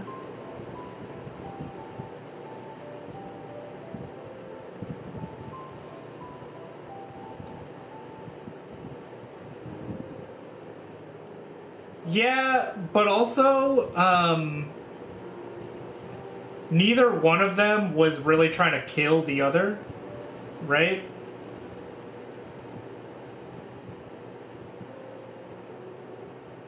So, like, could...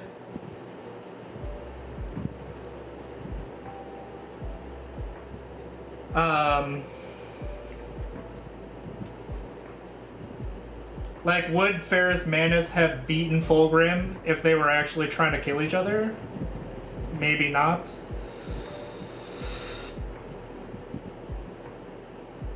And that's where, like, we don't really have a lot of information on, because he died immediately, right? So, like, we don't have a lot to go on for Ferrus Manus, right?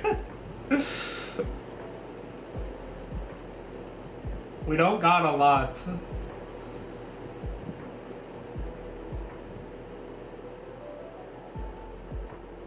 Even with that immunity, they didn't see through Big E's psychic charisma. Sadly, they were genetically predisposed to listen to Big E.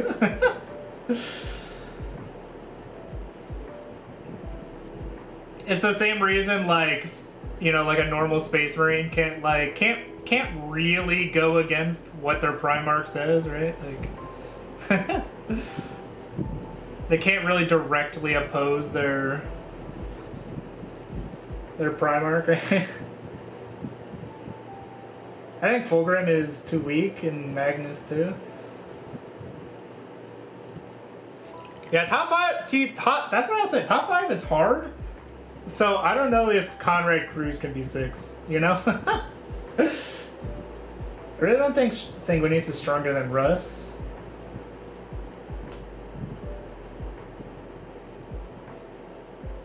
I know Sanguinius got his whole amazing fight, but truthfully, has had to show that much power yet. Yeah.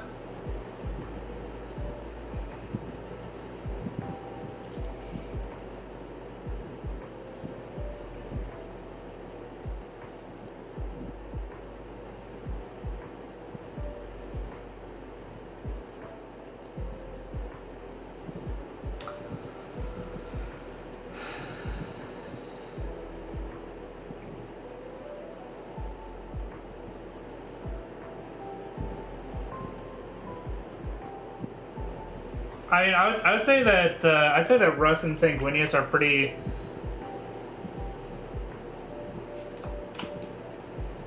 I'd say they're pretty much the same.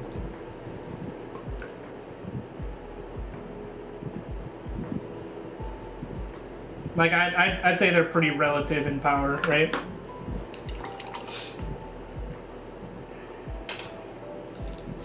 Of course, I think.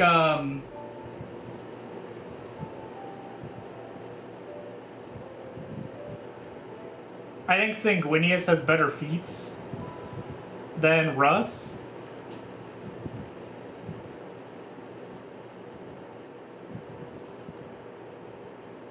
Actually, I scratched that. I don't. I just think they're pretty equal. Kill the Bloodthirster and Angron in like 5. Yeah.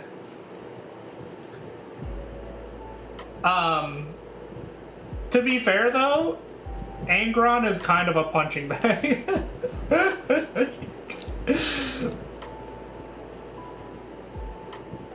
Like, Angron gets beat up a lot.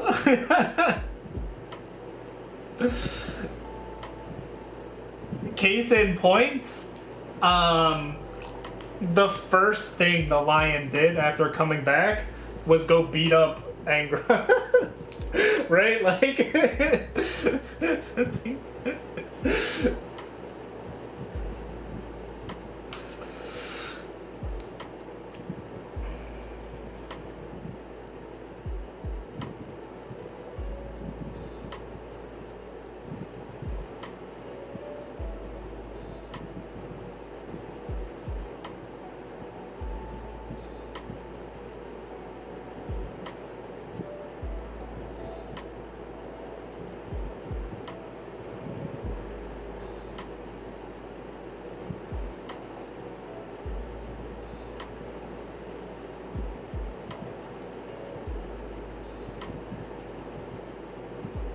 Yeah. And so, like... Yeah, it... Honestly, Games Workshop kind of did Angron dirty, right? Where they were like, anytime Angron is fighting, like, a named character, dude just gets clapped. Anytime... It's just he's fighting against just normal Space Marine or non-named characters. Angron wins automatically. Put a named character in there though, bro gets clapped.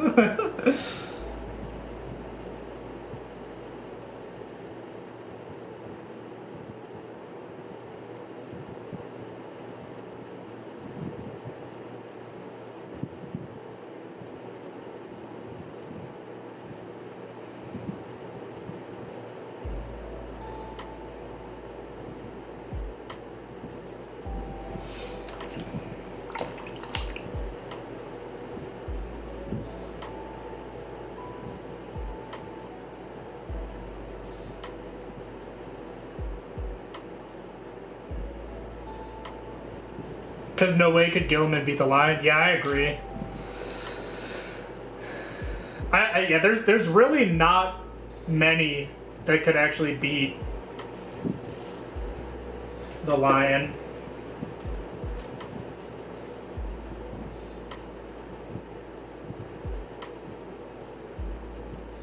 Horus feared the angel? Yeah.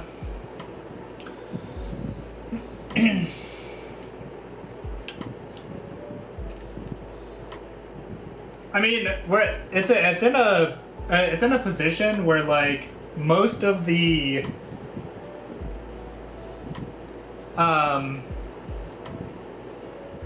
most of the Primarchs were pretty relative, right?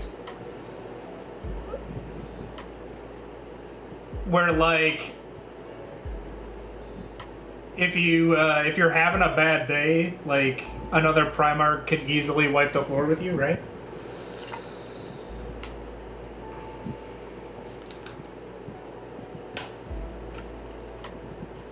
Unless you're like Lorgar, right? Like Lorgar is pretty clearly the weakest, right? No contest, bro takes up the bottom.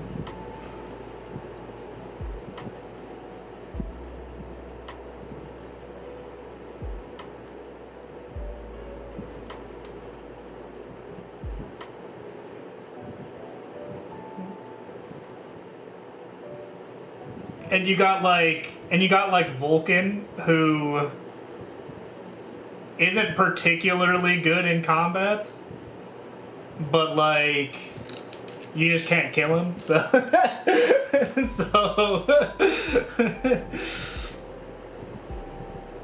so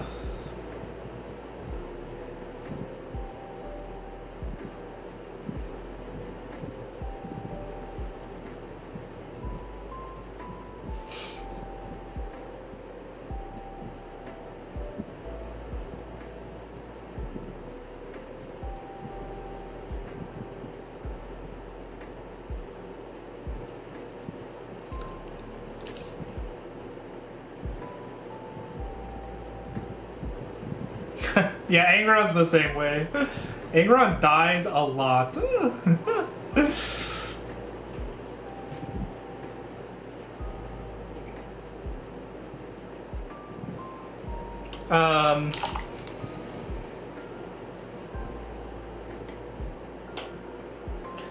I feel like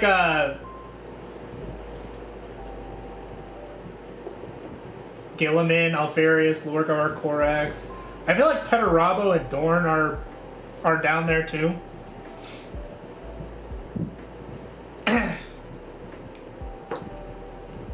Yo, putting Fulgrim in the worst, but I don't know about all that. Like, whoa.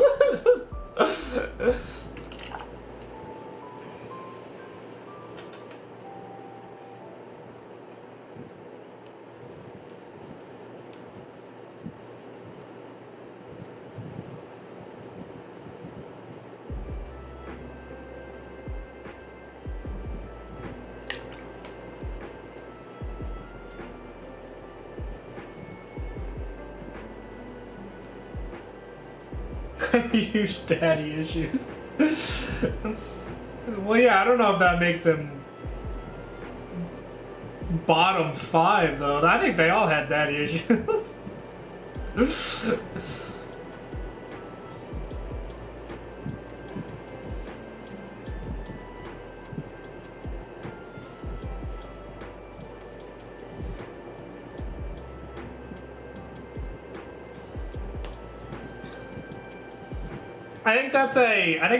I think that's a good way to describe the Horus Heresy, right?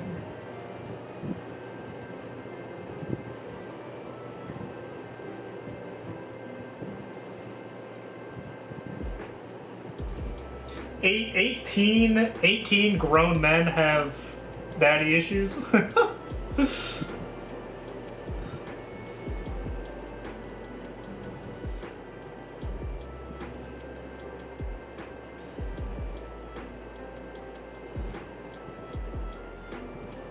AKA the Horus Heresy.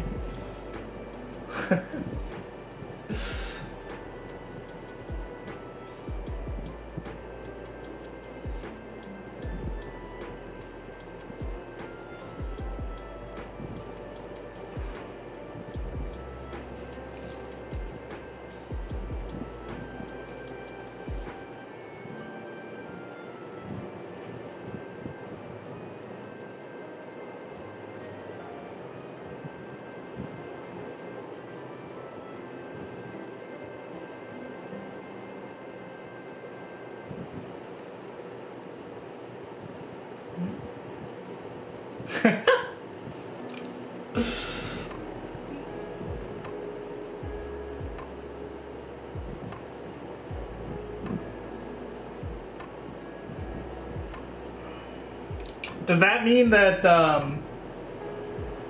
wasn't an upgrade for him? I think it was. What makes you say it wasn't an upgrade for him?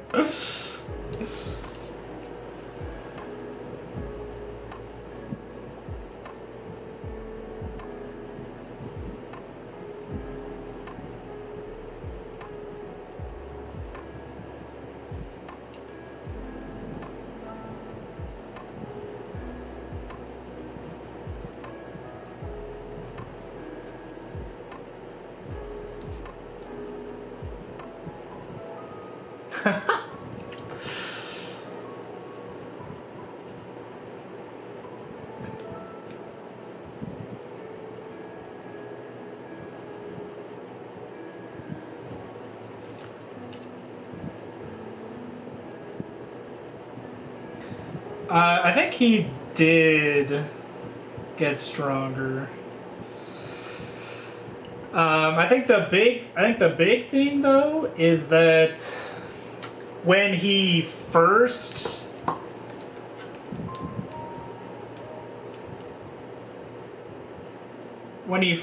transformed, he was still like possessed. So they had to break him out of his. They had to like break the possession. And so he took a few L's while he was possessed.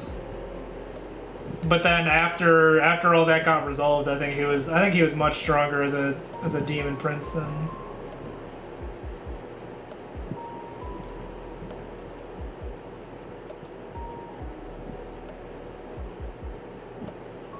Fulgrim's back.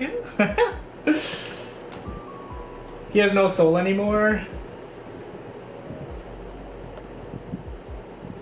Is that what it is?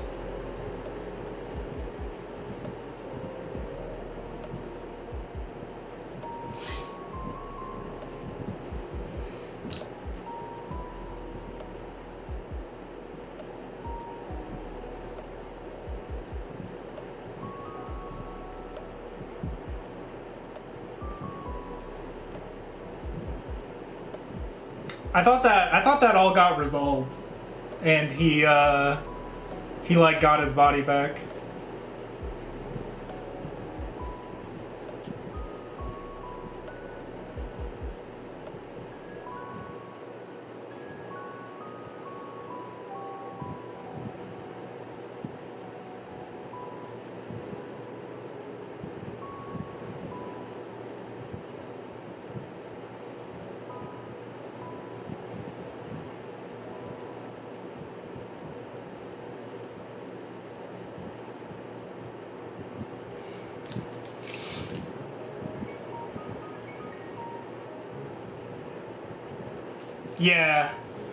Yeah, I think the full story was like, so when he initially transfigured,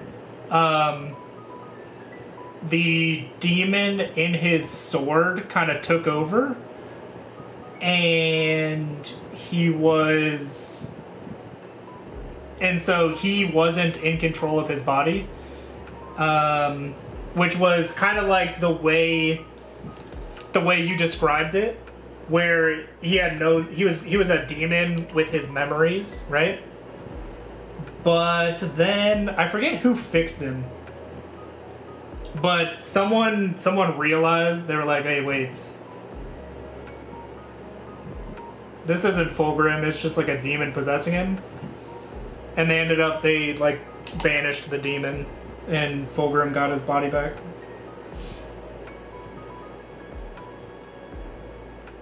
I think it was Lucius.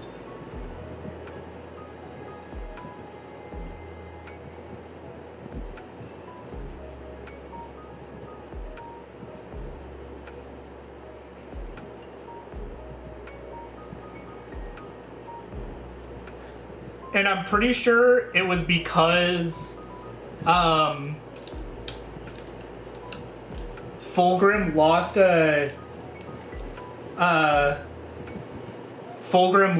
a duel to Lorgar, And everyone was like, hey, wait.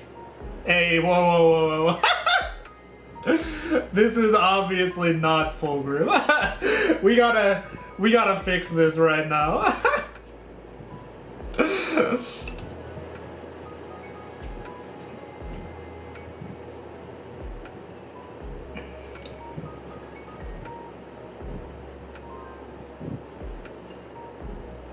Yeah. And that's how they figured out that he was possessed. Is Lorgar beat him, and he was like, and everyone was like, wait, this isn't Fulgrim. We have to go get it. We have to figure out how to get Fulgrim back.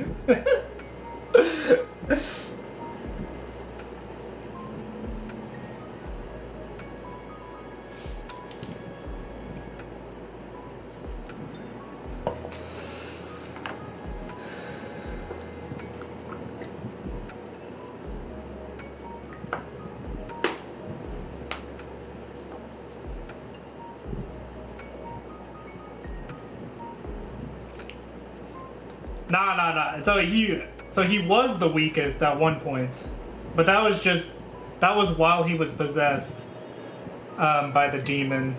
That's all been resolved. It's all done. He's back to top 5 for sure.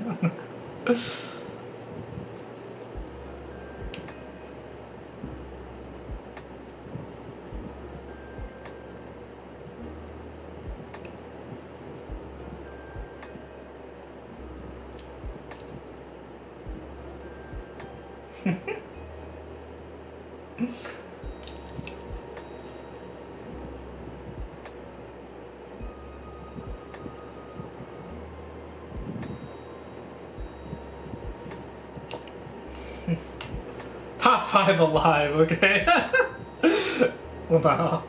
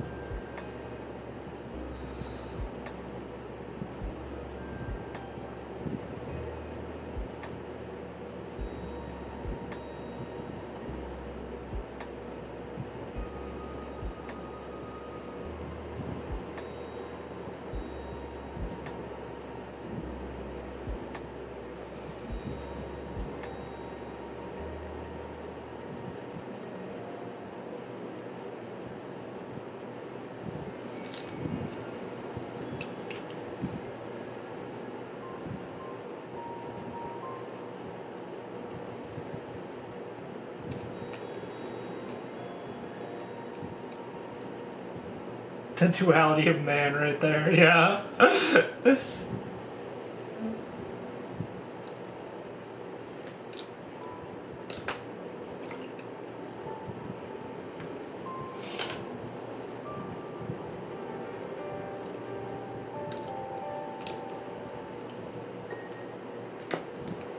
What are my favorite characters in 40K and Heresy?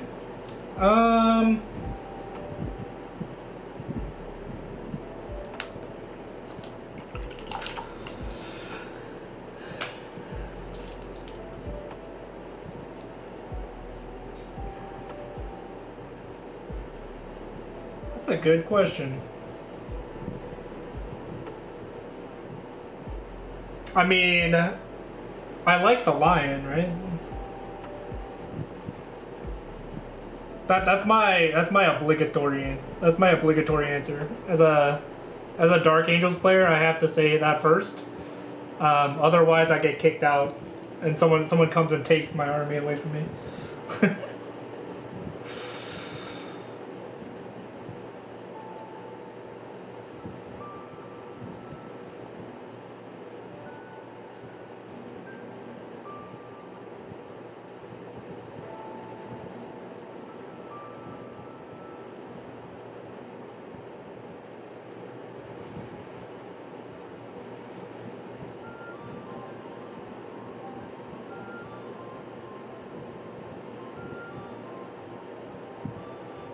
It's also worth considering that Fulgrim is the only demon Primarch who is loved by his Chaos God. Yeah. I think Fulgrim gets a lot more powers from Slaanesh because of how much Slaanesh likes Fulgrim.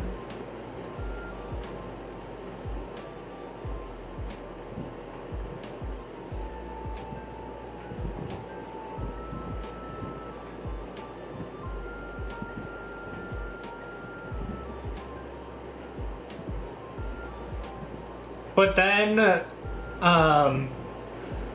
Fulgrim decides, instead of like going and fighting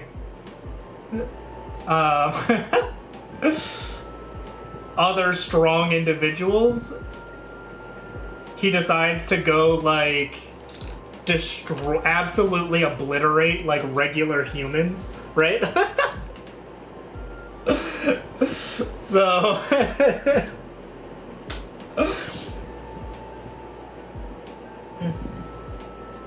I love Dante.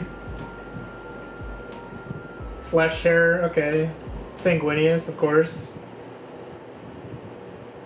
Garvale, Loken, Grimaldus, Magnus. Bro, I don't even know half those names. I'm gonna have to go do some research to figure out who all these people are.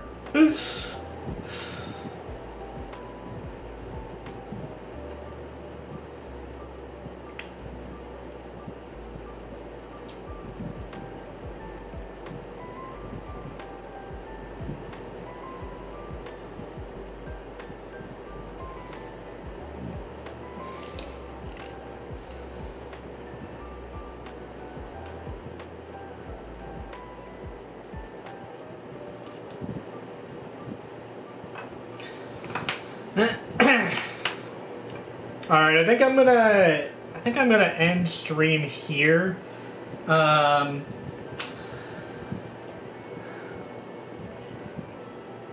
Mostly because I'm really hungry. I didn't eat breakfast before stream, so. Captain in the Mortal Ball. Oh, okay. Yeah, I do know Grimaldus. That's the one name. Well, Grimaldus and Magnus, right? Were the two names that I actually knew. Head of the Sisters of Silence? Okay.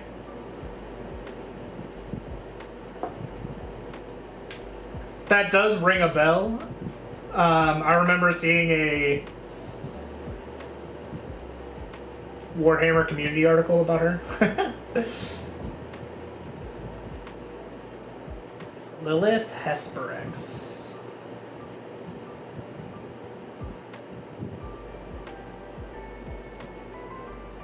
Got it.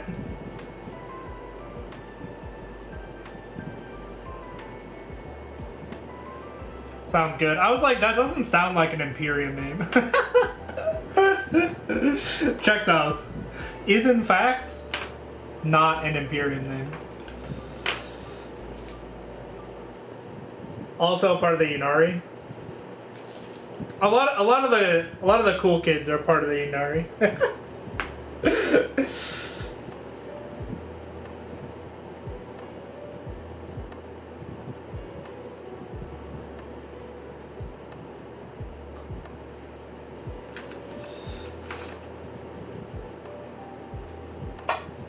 Yeah, I think I would have finished this squad if I hadn't so badly messed up the Dark Angels contrast paint. And then I had to kind of start over. But I mean, we got close anyway. Got all the base colors down. But yeah, I hope thank you all for watching, and I hope you all have a great rest of your day. I'll be streaming again next week, as usual, so hopefully I will see you then. Until next time, bye!